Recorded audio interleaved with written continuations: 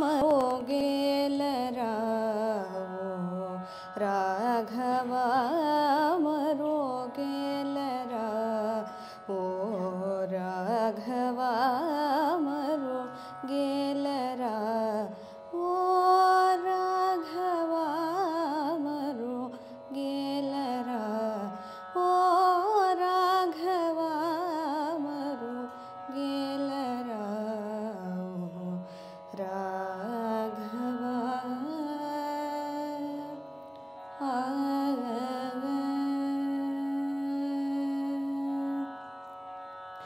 ಮರೋಗೆಲ ಚರ ಚರ ರೂಪ ಮರೋಗೆಲ ಚರ ಚರ ರೂಪ ಮರೋಗೆಲ ಚರ ಚರ ರೂಪ ಮರೋಗೆಲ ಚರ ಚರ ರೂಪ ಪರಾತ್ಪರ ಸೂರ್ಯ ಸುಧಾಕರ ಲೋಚನ ಮರೋಗೆಲ ಚರ ಚರ ರೂಪ ಪರಾತ್ಪರ ಸೂರ್ಯ ಸುಧಾಕರ ಲೋಚನ ಮರೋಗೆಲರ ಓ ರಾಘವ ಮರೋಗೆಲರ ಓ ರಾಘವ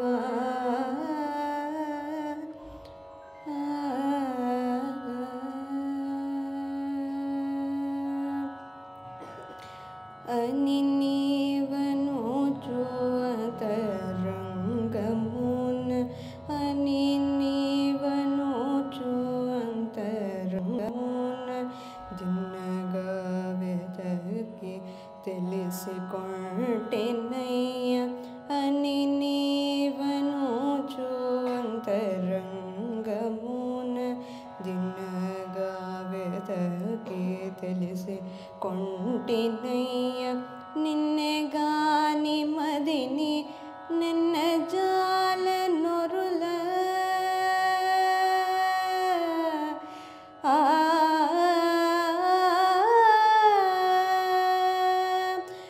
ನಿನ್ನೆಗಾನಿ ಮದಿ ನಿನ್ನ ಜಾಲ ನೊರುಲ ನಿನ್ನೆಗಾನಿ ಮದಿ ನಿನ್ನ ಜಾಲ ನೊರುಲ ನನ್ನು ಬ್ರೋವವಯ್ಯ ತ್ಯಾಗರಾಜನೂತ ನಿನ್ನೆಗಾನಿ ಮದಿನಿ ನಿನ್ನ ಜಾನೊರುಲ ನನ್ನು ಬ್ರೋವವಯ್ಯ ತ್ಯಾಗರಾಜನೂತ ಮರೋಗೆಲರ ಓ ರಾಘವ ಮರೋಗೆಲರ ಓ ರಾಘವ ರಾಘವ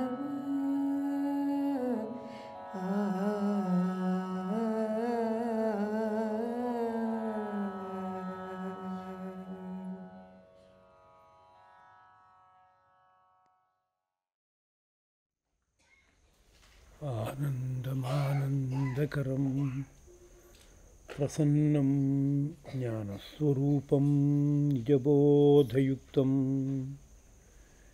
ಯೋಗೀಂದ್ರಮೀಡ್ಯಂ ಭವರೋಗವೈದ್ಯಂ ಶ್ರೀಮದ್ಗುರುಂ ನಿತ್ಯಮಹಂ ಸ್ಮರಾಮಿ ದೇವಕೀ ಪರಮಾನಂದಂ ಕೃಷ್ಣಂ ವಂದೇ ಜಗದ್ಗುರುಂ ಸರ್ವೋಪನಿಷದೋ ಗಾವಃ ದೋಗ್ಧಾ ಗೋಪಾಲನಂದನಃ ಪಾರ್ಥೋ ವತ್ಸಃ ಸುಧೀರ್ಭೋಕ್ತಾ ದುಗ್ಧಂ ಗೀತಾಮೃತಂ ಮಹತಿ. ವಿಶ್ವಮೂಲದಲ್ಲಿ ಬೆಳಗುತ್ತಿರುವ ಪರಂಜ್ಯೋತಿ ರೂಪವಾದ ಗುರುತತ್ವಕ್ಕೆ ನಮೋ ನಮಃ. ಹೃನ್ಮಂದಿರದಲ್ಲಿ ಜ್ಞಾನವಿಜ್ಞಾನ ಘನರಾಗಿ ಜ್ಯೋತಿರ್ಮಯರಾಗಿ ಬೆಳಗುತ್ತಿರುವ ಶ್ರೀರಂಗ ವಿಜಯಲಕ್ಷ್ಮೀ ಸದ್ಗುರು ದಂಪತಿಗಳ ಪವಿತ್ರ ಪದಪದ್ಮಗಳಿಗೆ ಹಾರ್ದವಾದ ಪ್ರಣತಿಗಳು. ಎಲ್ಲ ಸಹೃದಯರಾದ ಜಿಜ್ಞಾಸುಗಳಿಗೂ ಹಾರ್ದಿಕವಾದ ನಮನಗಳು.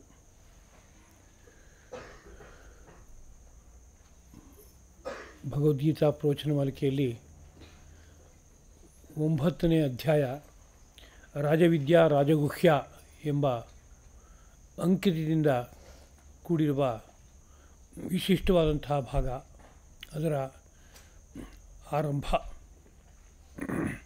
ಈ ಹಿಂದಿನ ಅಧ್ಯಾಯದಲ್ಲಿ ಮೋಕ್ಷವನ್ನು ಹೊಂದುವ ಕ್ರಮ, ಅದಕ್ಕಾಗಿ ಮಾಡಬೇಕಾಗಿರುವ ಪುರುಷ ಪ್ರಯತ್ನ, ಇವುಗಳನ್ನು ಶ್ರೀಕೃಷ್ಣ ಪ್ರಭು ಅರ್ಜುನನಿಗೆ ವರ್ಣಿಸಿದ್ದನ್ನು ನಾವು ಭಾವಿಸಿದ್ದೇವೆ.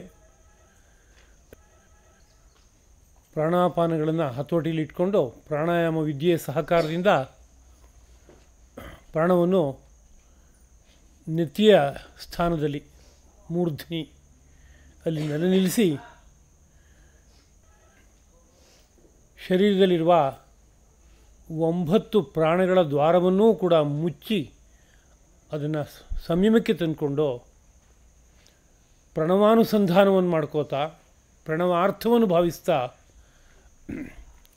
ಒಬ್ಬ ಸಾಧಕೋತ್ತಮನು ಪರಬ್ರಹ್ಮದಲ್ಲಿ ಒಂದುಗೂಡ್ತಾನೆ. ಅಂದರೆ ಹೀಗೊಂದು ವಿಶೇಷವಾದ ಪ್ರಯತ್ನ ಕೊನೆಯ ದಿನಗಳಲ್ಲಿ, ಅಂತಿಮ ಕ್ಷಣದಲ್ಲಿ ನಡಿಬೇಕಾದದ್ದು ಎಂಬ ವಿಷಯವನ್ನು ನಿರೂಪಣೆ ಮಾಡಿರೋದನ್ನು ಭಾವಿಸಿದ್ದೇವೆ. ಅದರ ಮುಂದುವರಿದ ಭಾಗ ಭಗವಾನ್ ವಾಚ, ಶ್ರೀಕೃಷ್ಣನ ಮಾತು. ಇದಂತೆ ಗುಹ್ಯತಮಂ ಪ್ರವಕ್ಷ್ಯಾಮಿ ಅನಸೂಯವೇ ಜ್ಞಾನಂ ವಿಜ್ಞಾನಸಹಿತಂ ಯತ್ ಜ್ಞಾತ್ವಾ ಮೋಕ್ಷ್ಯಸೆ ಅಶುಭಾತ್.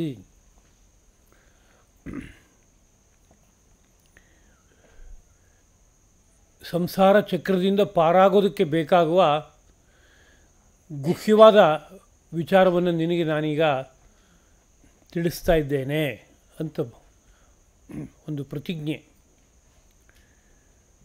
ತು ಆದರೆ ಅನಸೂಯವೇ ತೇ, ಅಸೂಯಾರಹಿತನಾದ ನಿನಗೆ ಇದಂ ಈ ಗುಹ್ಯತಮಂ ಅತ್ಯಂತ ರಹಸ್ಯವಾದ ಜ್ಞಾನವಿಜ್ಞಾನ ಸಹಿತಂ, ಜ್ಞಾನಂ ವಿಜ್ಞಾನ ಸಹಿತಂ, ವಿಜ್ಞಾನದಿಂದ ಒಡಗೂಡಿರುವಂತಹ ಜ್ಞಾನವನ್ನು ಪ್ರವಕ್ಷ್ಯಾಮಿ ಹೇಳುವೆನು. ಯತ್ ಯಾವುದನ್ನು ಜ್ಞಾತ್ವಾ ತಿಳಿದು ಅಶುಭಾತ್ ಅಶುಭದಿಂದ ಮೋಕ್ಷ್ಯಸೆ ಬಿಡುಗಡೆಯನ್ನು ಹೊಂದುತ್ತಿ. ಅಂದರೆ ಜ್ಞಾನವಿಜ್ಞಾನ ಸಹಿತವಾದ ಅತ್ಯಂತ ಗುಹ್ಯವಾದ ನಿಗೂಢವಾದ ರಹಸ್ಯವಾದ ವಿಷಯವನ್ನು ನಿನಗೆ ಹೇಳುವವನಾಗಿದ್ದೇನೆ. ಇದನ್ನು ನೀನು ಅರ್ಥ ಮಾಡಿಕೊಂಡ್ರೆ ಈ ಸಂಸಾರ ಚಕ್ರವೆಂಬ ಅಶುಭದಿಂದ ನೀನು ಪರಿಪೂರ್ಣವಾಗಿ ಪಾರಾಗ್ತೀಯ. ನೀನು ಅನಸೂಯನು. ಆದ್ದರಿಂದ ನಿನಗೆ ಹೇಳ್ತಾ ಇದ್ದೇನೆ, ಅಸೂಯಾರಹಿತನಾದವನು ನೀನು. ಅಂದರೆ ಈ ಅತ್ಯಂತ ಗೂಢವಾದಂತಹ ರಹಸ್ಯವನ್ನು ಕೇಳೋದಕ್ಕೆ ಬೇಕಾಗುವ ಅಧಿಕಾರ ನಿನ್ನಲ್ಲಿದೆ. ಆದ್ದರಿಂದ ಆ ವಿಷಯವನ್ನು ನಾನು ಹೇಳ್ತಾ ಇದ್ದೀನಿ ಎಂಬುದಾಗಿ ಶ್ರೀಕೃಷ್ಣ ಪ್ರಭುವಿನ ಮೊದಲ ಮಾತು. ಇಲ್ಲಿ ಗುಹ್ಯತಮಂ ಪ್ರವಕ್ಷ್ಯಾಮಿ. ಗುಹ್ಯ, ಗುಹ್ಯತರ, ಗುಹ್ಯತಮ. ಗುಹ್ಯ ಅಂದರೆ ಗುಟ್ಟಾಗಿ ಇಡಬೇಕಾದದ್ದು. ಗುಹ್ಯತರ ಅಂದರೆ ಅದಕ್ಕಿಂತಲೂ ಇದು ಗುಟ್ಟಾಗಿ ಇಡಬೇಕಾದದ್ದು. ಗುಹ್ಯತಮ ಅಂದರೆ ಎಲ್ಲಕ್ಕಿಂತಲೂ ಇದು ಅತ್ಯಂತ ರಹಸ್ಯವಾಗಿ ಇಡಲ್ಪಡಬೇಕಾದದ್ದು ಅಂತ ಹೇಳುವಾಗ ಈ ಶಬ್ದವನ್ನು ಪ್ರಯೋಗ ಮಾಡ್ತಾರೆ. ಅದನ್ನು ಪ್ರವಕ್ಷ್ಯಾಮಿ ಹೇಳುವವನಾಗಿದ್ದೇನೆ. ಏನದು ಅಂತ ಕೇಳಿದರೆ, ಒಂದು ದೃಷ್ಟಿಯಿಂದ ಹಿಂದಿನ ಅಧ್ಯಾಯಗಳಲ್ಲಿ ಒಂದು ರೀತಿಯಲ್ಲಿ ವ್ಯಕ್ತಪಡಿಸಿದ್ದಾಗಿದೆ. ಅದಕ್ಕೆ ಸಂಬಂಧಪಟ್ಟಂಥ ಇನ್ನೆಷ್ಟೋ ವಿಷಯಗಳನ್ನು ಈ ಅಧ್ಯಾಯದಲ್ಲಿ ಮುಂದೆ ಹೇಳ್ತಾ ಇರೋ ಸಂದರ್ಭ ಇದೆ. ಅವೆಲ್ಲವೂ ಗುಹ್ಯತಮವಾದದ್ದೇನೆ. ಅಂದರೆ ಈಗ ಮೂರ್ಧನಿ ಪ್ರದೇಶಕ್ಕೆ ಪ್ರಾಣವನ್ನು ತೆಗೆದುಕೊಂಡು ಹೋಗಿ ನಿಲ್ಲಿಸಿ ಅಂತ ಹೇಳಿದರೆ ಹೇಗೆ ನಿಲ್ಲಿಸೋದು ಅನ್ನೋ ವಿಷಯ ಬೇಕಲ್ಲ. ಅದನ್ನೇನಾದ್ರು ಶ್ರೀಕೃಷ್ಣ ಪ್ರಭು ಇಲ್ಲಿ ಹೇಳಿದಾರಾ ಅಂತ ಕೇಳಿದರೆ ಇಲ್ಲ. ಅದು ಗುಹ್ಯತಮ. ಅದಕ್ಕೆ ಬೇಕಾಗುವ ಉಪದೇಶವನ್ನು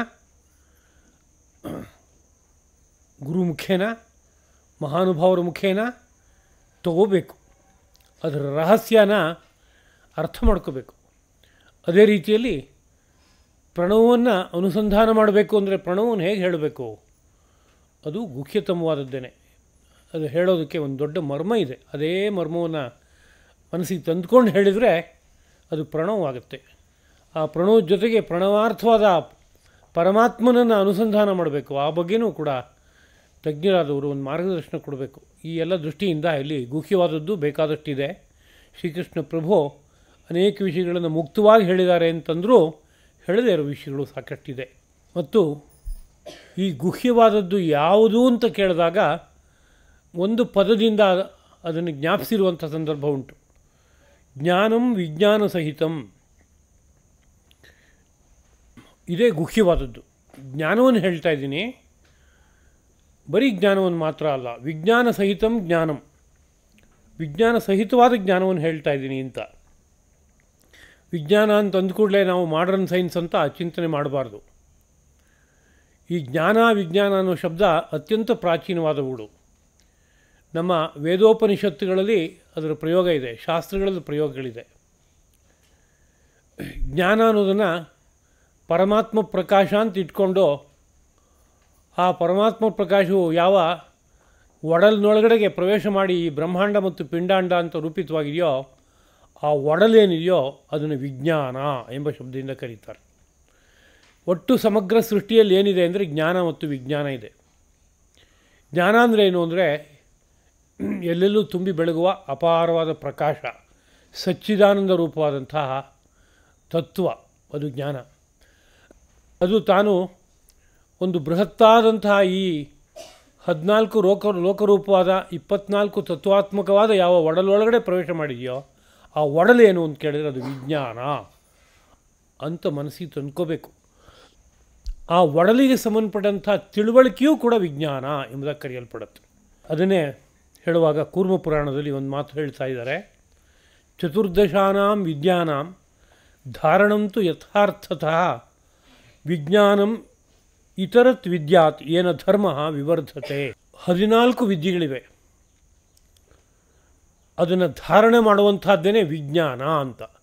ಅಂದರೆ ಆ 14 ವಿದ್ಯೆಗಳನ್ನು ಅರ್ಥ ಮಾಡ್ಕೊಳ್ಳೋದು, ಬುದ್ಧಿಯಲ್ಲಿ ಧಾರಣೆ ಮಾಡ್ಕೊಳ್ಳೋದು, ಇದನ್ನೇ ಇಲ್ಲಿ ವಿಜ್ಞಾನ ಎಂಬ ಪದದಿಂದ ಕರೀತಾ ಇದ್ವಿ ಅಂತ. ಆ 14 ವಿದ್ಯೆಗಳು ಏನದು ಅಂತ ಕೇಳಿದರೆ ಈ ಸಮಗ್ರವಾದ ಒಡಲಿದೆಯಲ್ಲ, ಆ ಒಡಲಿನಲ್ಲಿರುವಂಥ ನೀತಿಯನ್ನೇ 14 ವಿದ್ಯೆಗಳು ಎಂಬುದಾಗಿ ಕರೀತಾರೆ. ಅಂಗಾನಿ ವೇದಾಶ್ಚತ್ವಾರಃ ಮೀಮಾಂಸಾ ನ್ಯಾಯವಿಸ್ತರಃ ಧರ್ಮಶಾಸ್ತ್ರಂ ಪುರಾಣಂಚ ವಿದ್ಯಾಹ್ಯೇತಾಶ್ಚತುರ್ದಶ. ಅಂಗಾನಿ 6 ಅಂಗಗಳು, ಶಿಕ್ಷಾ ವ್ಯಾಕರಣ ಛಂದಸ್ಸು ಜ್ಯೋತಿಷ ನಿರುಕ್ತ ಕಲ್ಪ ಎಂಬುದಾಗಿ. ವೇದಾಶ್ಚತ್ವಾರಃ ಋಗ್ಯಜು ಸಾಮ ಅಥರ್ವವೆಂಬ 4 ವೇದಗಳು, 4 ವೇದ ಅದರ 6 ಅಂಗ ಸೇರಿದರೆ 10 ಆಯಿತು. ಮೀಮಾಂಸಾ ಅಂತ ಒಂದು ವೇದಾರ್ಥ ವಿಚಾರವನ್ನು ಮಾಡ್ತಾ ಇರುವಂಥ ಶಾಸ್ತ್ರ. ನ್ಯಾಯವಿಸ್ತರ ನ್ಯಾಯಶಾಸ್ತ್ರ ಎಂಬುದಾಗಿ ಇನ್ನೊಂದು ಶಾಸ್ತ್ರ. ಪುರಾಣಂ ಧರ್ಮಶಾಸ್ತ್ರಂಚ 18 ಪುರಾಣಗಳು ಮತ್ತು ಉಪಪುರಾಣಗಳಿದೆ, ಅದೊಂದು ವಿದ್ಯೆ. ಧರ್ಮಶಾಸ್ತ್ರಂಚ ಇನ್ನೊಂದು ಧರ್ಮಶಾಸ್ತ್ರ. ಒಟ್ಟು 14 ವಿದ್ಯೆಗಳಾಯಿತು. ಈ 14 ವಿದ್ಯೆಗಳು ಏನು ಅಂತ ಕೇಳಿದರೆ ವಿಜ್ಞಾನ ರೂಪವಾದಂತಹ 24 ತತ್ವಾತ್ಮಕವಾದ ಯಾವ ಬೃಹತ್ತಾದ ಬ್ರಹ್ಮಾಂಡ, ಅದರ ಪ್ರತಿರೂಪವಾಗಿರೋ ಪಿಂಡಾಂಡ ಏನಿದೆ, ಆ ಪಿಂಡಾಂಡವನ್ನು ಈ ವಿದ್ಯಾರೂಪವಾದ ಚಕ್ಷುಸ್ಸಿಂದ ಅರ್ಥ ಮಾಡ್ಕೊಂಡಿದ್ದಾರೆ. ಅಲ್ಲಿ ವಿದ್ಯೆ ನೆಲೆಸಿದೆ. ಅಲ್ಲಿ ನೆಲೆಸಿರುವ ವಿದ್ಯೆಯನ್ನೇ ಪ್ರಧಾನವಾದದ್ದನ್ನು ಗುರುತಿಸಿ 14 ಅಂತ ಕರೆದ್ರು. ಅದಕ್ಕೆ 4 ಉಪವೇದಗಳನ್ನು ಸೇರಿಸಿದಾಗ 18 ವಿದ್ಯೆಗಳು ಅಂತ ಕರೆದ್ರು. ಅನಂತರದಲ್ಲಿ ಅದನ್ನೇ ವಿದ್ಯೆಗಳು 64 ಅನಂತ ಇವೆಲ್ಲ ಭಾಷೆಯಲ್ಲಿ ಕರೆದಿದ್ದಾರೆ. ಈ ವಿದ್ಯೆಗಳೆಲ್ಲ ಯಾವುದು ಅಂತ ಕೇಳಿದರೆ ಈ ಪಿಂಡಾಂಡದಲ್ಲೂ ಈ ಬ್ರಹ್ಮಾಂಡದಲ್ಲೂ ಭಗವನ್ ಮೂಲದಿಂದ ಹೊರಟು ಈ ಸೃಷ್ಟಿ ವಿಸ್ತಾರದವರೆಗೂ ವ್ಯಾಪಿಸಿರುವ ಒಂದು ಜ್ಞಾನ, ಒಂದು ತಿಳುವಳಿಕೆ. ಅದನ್ನು ಅರ್ಥ ಮಾಡಿಕೊಂಡ್ರೆ ಈ ಹೊರಕವಚವಾದಂತಹ ಪಿಂಡಾಂಡ ಮತ್ತು ಬ್ರಹ್ಮಾಂಡದಿಂದ ಒಳಗೊಳಗೆ ಸಾಗ್ತಾ ಆ ಮೂಲದಲ್ಲಿ ಬೆಳೀತಾ ಇರುವಂತಹ ಪರಬ್ರಹ್ಮವನ್ನು ಹೋಗಿ ತಲುಪಬಹುದು, ಅದನ್ನು ಮುಟ್ಟಬಹುದು, ಅದರ ಆಸ್ವಾದನೆಗೆ ಹೋಗಿ ನೆಲೆ ನಿಲ್ಬೋದು. ಅದಕ್ಕೆ ಹೀಗೆ ಸಾಧನವಾಗಿರುವಂತಹ 14 ವಿದ್ಯೆಗಳನ್ನು ಪ್ರಧಾನವಾಗಿ ನೆನಪಿಸ್ಕೊಂಡು ಅವುಗಳನ್ನೇ ವಿಜ್ಞಾನ ಅಂತ ಕರೆದು. ಇನ್ನೊಮ್ಮೆ ಸಂಕ್ಷೇಪವಾಗಿ ನೆನಪಿಸ್ಕೊಳ್ಳೋದಾದರೆ ಪರಮಾತ್ಮ ಪರಂಜ್ಯೋತಿಯನ್ನು ಜ್ಞಾನ ಅಂತ ಕರೆದು ಅದು ಮಾಡಿಕೊಂಡಿರೋ ಒಡಲು ಯಾವುದಿದೆಯೋ ಆ ಒಡಲನ್ನು ವಿಜ್ಞಾನ ಎಂಬುದಾಗಿ ಕರೆದ್ರು. ಆ ಒಡಲನ್ನು ವಿಜ್ಞಾನ ಎಂಬುದಾಗಿ ಕರೆಯೋದ್ರ ಜೊತೆಗೆ ಆ ಒಡಲು ವಿದ್ಯಾಮಯವಾಗಿದೆ. ಅದು ಅಲ್ಲಿರುವ ವಿದ್ಯೆಗಳನ್ನು ಒಂದೊಂದೂ ಸಹ ವಿಜ್ಞಾನ ಎಂಬುದಾಗಿ ಕರೆದಿದ್ದಾರೆ. ಆ ವಿದ್ಯೆಗಳನ್ನು ಭಾವಿಸ್ಕೋತಾ ಹೋದರೆ, ಅನುಸಂಧಾನ ಮಾಡ್ತಾ ಹೋದರೆ ಒಂದೊಂದು ವಿದ್ಯೆಯೂ ಸಹ ಪರಂಜ್ಯೋತಿಯ ಕಡೆಗೆ ಕರ್ಕೊಂಡು ಹೋಗಿ ತಲುಪಿಸುತ್ತವೆ. ಇದನ್ನು ಬೇರೆ ಬೇರೆ ಸಂದರ್ಭಗಳಲ್ಲಿ ಬೇರೆ ಬೇರೆ ಭಾಷೆಗಳಲ್ಲೂ ವ್ಯಕ್ತಪಡಿಸಿದ್ದಾರೆ. ಅಮರಕೋಶದಲ್ಲಿ ಮೋಕ್ಷೇ ಧೀಹಿ ಜ್ಞಾನಂ ಅನ್ಯತ್ರ ವಿಜ್ಞಾನಂ ಶಿಲ್ಪಶಾಸ್ತ್ರಯೋ. ಮೋಕ್ಷೇ ಧೀಹಿ ಜ್ಞಾನಂ, ಮೋಕ್ಷದ ಘಟ್ಟಕ್ಕೆ ಅನುಕೂಲವಾಗುವಂತೆ ಇರುವ ಧೀಹಿ ಅಂದರೆ ಬುದ್ಧಿ ಯಾವುದಿದೆಯೋ ಅದು ಜ್ಞಾನ ಅಂತ. ಅಂದರೆ ಮೋಕ್ಷಕ್ಕೆ ದ್ವಾರವಾಗುವಂತಹ ಒಂದು ತಿಳುವಳಿಕೆ ಯಾವುದಿದೆಯೋ ಅದನ್ನು ಜ್ಞಾನ ಅಂತ ಕರೆದರು. ಮೋಕ್ಷಕ್ಕೆ ಕಾರಣವಾಗುವಂಥ ತಿಳುವಳಿಕೆ ಅಂದರೆ ಯಾವುದು? ಆ ಪರಂಜ್ಯೋತಿಯ ಬಗ್ಗೆ ತಿಳುವಳಿಕೆ, ಪರಂಜ್ಯೋತಿಯ ಬಗ್ಗೆ ಅನುಭವ, ಅದನ್ನು ಜ್ಞಾನ ಅಂತ ಕರೆದ್ರು. ವಿಜ್ಞಾನ ಅಂದರೆ ಯಾವುದು ಅಂದರೆ ಶಿಲ್ಪಶಾಸ್ತ್ರಯೋ. ಇನ್ನು ಈ ಸಮಗ್ರ ಸೃಷ್ಟಿಯ ನಡೆಯನ್ನು ಪರಿಚಯಿಸಿಕೊಡ್ತಾ ಇರುವಂತಹ ಶಾಸ್ತ್ರ ಮತ್ತು ಶಿಲ್ಪ ಅಂತ 2 ಶಬ್ದ ಬಳಸಿದರು. ಶಾಸ್ತ್ರ ಅಂದರೆ ಶಬ್ದರೂಪವಾಗಿರುವಂತಹ ಗ್ರಂಥಗಳು ಅಂತ ಅರ್ಥ. ಶಿಲ್ಪ ಅಂದರೆ ಕೃತಿರೂಪವಾಗಿರುವಂತಹ ನಾನಾ ರೀತಿಯಾದಂತಹ ವಿಷಯಗಳು. ಉದಾಹರಣೆಗೆ ಚಿತ್ರಕಲೆ ಅಂತ ಕರಿತೀವಿ, ನೃತ್ಯಕಲೆ ಅಂತ ಕರಿತೀವಿ, ಹಾಗೆ ವಾಸ್ತುಶಿಲ್ಪ, ಮೂರ್ತಿಶಿಲ್ಪ ಅಂತ ಕರಿತೀವಿ. ಇವುಗಳೆಲ್ಲ ಯಾವುದೋ ರಚನಾರೂಪವಾಗಿದೆ. ಆ ರಚನಾರೂಪವಾಗಿರುವಂಥದ್ದೆಲ್ಲವನ್ನೂ ಶಿಲ್ಪ ಅಂತ ಕರೆದರು. ಹೀಗೆ ಶಾಸನ ರೂಪವಾಗಿ, ಶಾಸ್ತ್ರರೂಪವಾಗಿರುವಂತಹದ್ದು, ಶಿಲ್ಪಾತ್ಮಕವಾಗಿರುವಂತಹದ್ದು, ಇವೆಲ್ಲವೂ ಸಹ ವಿಜ್ಞಾನ ಎಂಬ ಪದದಿಂದ ಕರೆಯಲ್ಪಡುತ್ತವೆ. ಅದು ಯಾವ ವಿಷಯವನ್ನು ಕುರಿತು ಮಾತನಾಡುತ್ತವೆ ಅಂತ ಕೇಳಿದರೆ, ಈ ಬೃಹತ್ತಾದ ಒಡಲು, ಬ್ರಹ್ಮಾಂಡ ಮತ್ತು ಪಿಂಡಾಂಡ, ಅದರ ಬಗ್ಗೆ ಬೇರೆ ಬೇರೆ ಮುಖಗಳಿಂದ ಒಂದು ಪರಿಚಯವನ್ನು ಕೊಟ್ಕೋತಾ ಒಳಗಡೆ ಬೆಳಗುವ ಪರಂಜ್ಯೋತಿ ಕಡೆಗೆ ಕರ್ಕೊಂಡು ಹೋಗುತ್ತವೆ. ಅದನ್ನು ವಿಜ್ಞಾನ ಎಂಬುದಾಗಿ ಕರೆದು. ಇದನ್ನೇ ಇನ್ನೊಂದು ಕಡೆಯಲ್ಲಿ ನಿರವಶೇಷ ಶಾಸ್ತ್ರ ವಿಷಯಂ ಗ್ರಂಥತಃ ಅರ್ಥತಶ್ಚ ಸಿದ್ಧಿಜ್ಞಾನಂ ವಿಜ್ಞಾನಂ. ನಿರವಶೇಷಂ ಅಂದರೆ ಪೂರ್ಣವಾಗಿ ಅಂತ. ಶಾಸ್ತ್ರ ವಿಷಯಂ, ನಾನಾ ಶಾಸ್ತ್ರಗಳಿದಲ್ಲ, ಆ ಶಾಸ್ತ್ರಗಳಿಗೆ ಸಂಬಂಧಪಟ್ಟಂಥ ವಿಷಯದ ಬಗ್ಗೆ ಗ್ರಂಥತಃ ಅರ್ಥತಶ್ಚ, ಅದರ ಗ್ರಂಥದ ಪರಿಚಯವೂ ಆಗಬೇಕು, ಅದರ ಅರ್ಥವೂ ಗೊತ್ತಾಗಬೇಕು. ಹಾಗೆ ಸಿದ್ಧಿಜ್ಞಾನಂ, ಅದನ್ನು ಪೂರ್ತಿ ಕರಗತಗೊಳಿಸ್ಕೊಳ್ಳುವಂಥದ್ದೇನಿದೆಯೋ ಇದನ್ನು ವಿಜ್ಞಾನ ಎಂಬುದಾಗಿ ಕರಿಬೇಕು ಎಂಬುದಾಗಿ ಹೇಳ್ತಾ ಇದ್ದಾರೆ. ಅಂದರೆ ಆರ್ಷವಾದ ನಾನಾ ಶಾಸ್ತ್ರಗಳು, ವಿದ್ಯೆಗಳು, ಕಲೆಗಳು ಏನಿದೆಯೋ ಇವುಗಳು ಗ್ರಂಥತಃ ಅರ್ಥತಃ ನನಗೆ ಗೊತ್ತಾಗಬೇಕು. ಗ್ರಂಥತಃ ಗೊತ್ತಾಗಬೇಕು ಅಂದರೆ ಆ ಪಂಕ್ತಿ ನನಗೆ ಬುದ್ಧಿಸ್ಥವಾಗಬೇಕು, ಜೊತೆಗೆ ಹಾಗೆ ಅದರ ಅರ್ಥಜ್ಞಾನವೂ ಚೆನ್ನಾಗಿ ಬರಬೇಕು. ಇದನ್ನು ವಿಜ್ಞಾನ ಎಂಬುದಾಗಿ ಕರಿಬೇಕು ಎಂಬ ಮಾತನ್ನು ಹೇಳ್ತಾ ಇದ್ದಾರೆ. ಹೀಗೆ ಇರುವ ಜ್ಞಾನ ಮತ್ತು ವಿಜ್ಞಾನ ಇವೆರಡನ್ನೂ ಹೇಳ್ತೇನೆ. ಇದನ್ನು ನೀನು ಮನಸ್ಸಿಗೆ ತಂದುಕೊಂಡ್ರೆ ಏನು ಲಾಭ ಆಗುತ್ತೆ ಅಂತ ಕೇಳಿದ್ರೆ, ಅಶುಭಾತ್ ಮೋಕ್ಷಸೆ, ಅಶುಭದಿಂದ ಬಿಡುಗಡೆಯನ್ನು ಹೊಂದುತ್ತಿ. ನಿನ್ನ ಈ ಪ್ರಾಪಂಚಿಕವಾದಂತಹ ಜನ್ಮ ಮರಣ ರೂಪವಾದಂಥ ಯಾವ ಕ್ಲೇಶ ಇದೆಯೋ ಅದೇ ಅಶುಭ. ಹುಟ್ಟಬೇಕು, ಹುಟ್ಟಿದ ಮೇಲೆ ನಾನಾ ಕ್ಲೇಶಗಳನ್ನು ಸುಖದ ಜೊತೆಗೆ ಅನುಭವಿಸಬೇಕು, ಆಮೇಲೆ ಒಂದು ದಿವಸ ಮೃತ್ಯುವಶನಾಗಲೇಬೇಕು, ಆಮೇಲೆ ಪುನಃ ಹುಟ್ಟಬೇಕು. ಇದಕ್ಕಿಂತ ದೊಡ್ಡ ಕ್ಲೇಶ ಇನ್ನೊಂದಿಲ್ಲ. ಈ ಕ್ಲೇಶವನ್ನೇ ಅಶುಭ ಎಂಬುದಾಗಿ ಕರೆದು ಈ ಅಶುಭದಿಂದ ನೀನು ಪರಿಪೂರ್ಣವಾಗಿ ಪಾರಾಗೋದಕ್ಕೆ ಸಾಧ್ಯವಾಗುತ್ತೆ ಅಂತ. ಇಲ್ಲಿ ಜ್ಞಾನಸಹಿತವಾದ ವಿಜ್ಞಾನವನ್ನು ತಿಳಿಸ್ತಾ ಇದ್ದೀನಿ.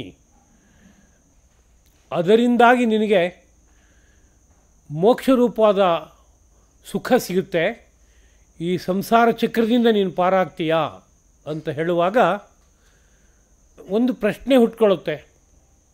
ಮೋಕ್ಷ ಸಿಕ್ಕೋದು ಪರಮಪುರುಷನ ಜ್ಞಾನದಿಂದ, ಅನುಭವದಿಂದ, ಪರಂಜ್ಯೋತಿಯ ಅನುಭವದಿಂದ. ಅದು ತಾನೇ ಬೇಕಾಗಿರೋದು. ಈ ವಿಜ್ಞಾನದ ಪರಿಚಯ ಯಾಕೆ ಬೇಕು ಅಂತ ಒಂದು ಪ್ರಶ್ನೆ ಹುಟ್ಕೊಳ್ಳುತ್ತೆ. ಆ ವಿಜ್ಞಾನ ಅನ್ನೋದೇನಿದೆ ಅದು ದ್ವಾರ.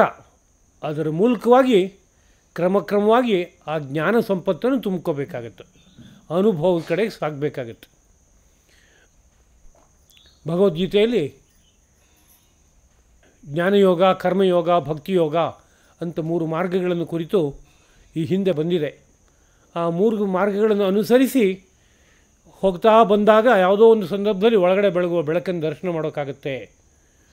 ಅಂತಂದರೆ ಏನು ಅಂತ ಕೇಳಿದ್ರೆ, ಆ ಜ್ಞಾನ, ಆ ಕರ್ಮ, ಆ ಭಕ್ತಿ ಎಲ್ಲವೂ ನಾನಾ ವಿಜ್ಞಾನಗಳಿಂದ ತುಂಬಿದೆ. ಇದು ಅಲ್ಲೆಲ್ಲ ಈ ಒಡಲಿಗೆ ಸಂಬಂಧಪಟ್ಟಂಥ ಅನೇಕ ನೀತಿಗಳಿದೆ. ಅದನ್ನು ಅರ್ಥ ಮಾಡ್ಕೊಳ್ಳೋದ್ರ ಮೂಲಕವಾಗಿ ಕ್ರಮವಾಗಿ ಆ ಮಾರ್ಗವನ್ನು ವಶಪಡಿಸ್ಕೋಬೇಕಾಗತ್ತೆ, ಹತೋಟಿಗೆ ತಂದ್ಕೋಬೇಕಾಗತ್ತೆ. ಆದ್ದರಿಂದ ನೇರವಾಗಿ ಮೋಕ್ಷವೆಂಬುದು ಬ್ರಹ್ಮಾನುಭವದಿಂದ ಸಿದ್ಧವಾಗುತ್ತೆ ಅಂತಿದ್ದರೂ, ಆ ಬ್ರಹ್ಮಾನುಭವಕ್ಕೆ ಹೋಗಿ ತಲುಪಬೇಕಾದ್ರೆ ನಾನಾ ವಿದ್ಯೆಗಳಲ್ಲಿ ಯಾವುದೋ ಒಂದು ವಿದ್ಯೆ ಬೇಕು. ಒಬ್ಬೊಬ್ಬನೂ ಸಹ ಅವನವನ ಮೈಗೆ ಹೊಂದುವಂಥ ಒಂದೊಂದು ವಿದ್ಯೆಯನ್ನು ಕರಗತ ಮಾಡಿಕೊಂಡು ಅದರ ಮರ್ಮಗಳನ್ನು ಅರ್ಥ ಮಾಡಿಕೊಂಡು, ಹಾಗೆ ಅರ್ಥ ಆಗಬೇಕಾದ್ರೆ ಗುರುವಿನ ಅಧೀನದಲ್ಲಿದ್ದು ಸಂಪೂರ್ಣವಾಗಿ ತನ್ನಂತಾನು ಗುರುವಿಗೆ ಅರ್ಪಿಸಿ ಅಲ್ಲಿರುವ ಮರ್ಮಗಳನ್ನು ಮನಸ್ಸಿಗೆ ತಂದ್ಕೋಬೇಕು. ಹಾಗೆ ತಂದ್ಕೋತ ಹೋದಾಗ ಈ ವಿದ್ಯೆಗಳೆಲ್ಲ ಒಂದು ಹಂತದವರೆಗೆ ಕರ್ಕೊಂಡು ಹೋಗಿ ತಲುಪಿಸಿ ಕೊನೆಗೆ ಆ ಬೆಳಕನ್ನು ದರ್ಶನ ಮಾಡಿಸಿ ಅದರ ಪರಿಣಾಮವಾಗಿ ಈ ಜನ್ಮ ಮರಣಗಳ ಚಕ್ರದಿಂದ ಪಾರು ಮಾಡಿಸುತ್ತವೆ. ಆದ್ದರಿಂದ ಅಶುಭದಿಂದ ಪಾರಾಗೋದಕ್ಕೆ ಇದು ಮಾರ್ಗಪ್ಪ. ಆದ್ದರಿಂದ ನಿನಗೆ ಜ್ಞಾನವನ್ನು ನಿನಗೆ ಬುದ್ಧಿಗೆ ಬರುವಂತೆ ಮಾಡಿಕೊಡ್ತಾ ಇದ್ದೀನಿ. ಆ ಜ್ಞಾನಕ್ಕೆ ಸಾಗೋದಕ್ಕೆ ಬೇಕಾಗಿರುವ ಮಾರ್ಗರೂಪವಾಗಿರುವ ವಿಜ್ಞಾನವನ್ನೂ ಸಹ ಮನಸ್ಸಿಗೆ ನಿನಗೆ ಬರುವಂತೆ ಅನುಗ್ರಹಿಸ್ತಾ ಇದ್ದೀನಿ ಅಂತ ಶ್ರೀಕೃಷ್ಣ ಪ್ರಭುವಿನ ಒಂದು ಅನುಗ್ರಹ. 2ನೇ ಶ್ಲೋಕ. ರಾಜವಿದ್ಯಾ ರಾಜಗುಹ್ಯಂ ಪವಿತ್ರಮಿದಂ ಉತ್ತಮಂ ಪ್ರತ್ಯಕ್ಷಾವಗಮಂ ಧರ್ಮ್ಯಂ ಸುಸುಖಂ ಕರ್ತುಮವ್ಯಯಂ.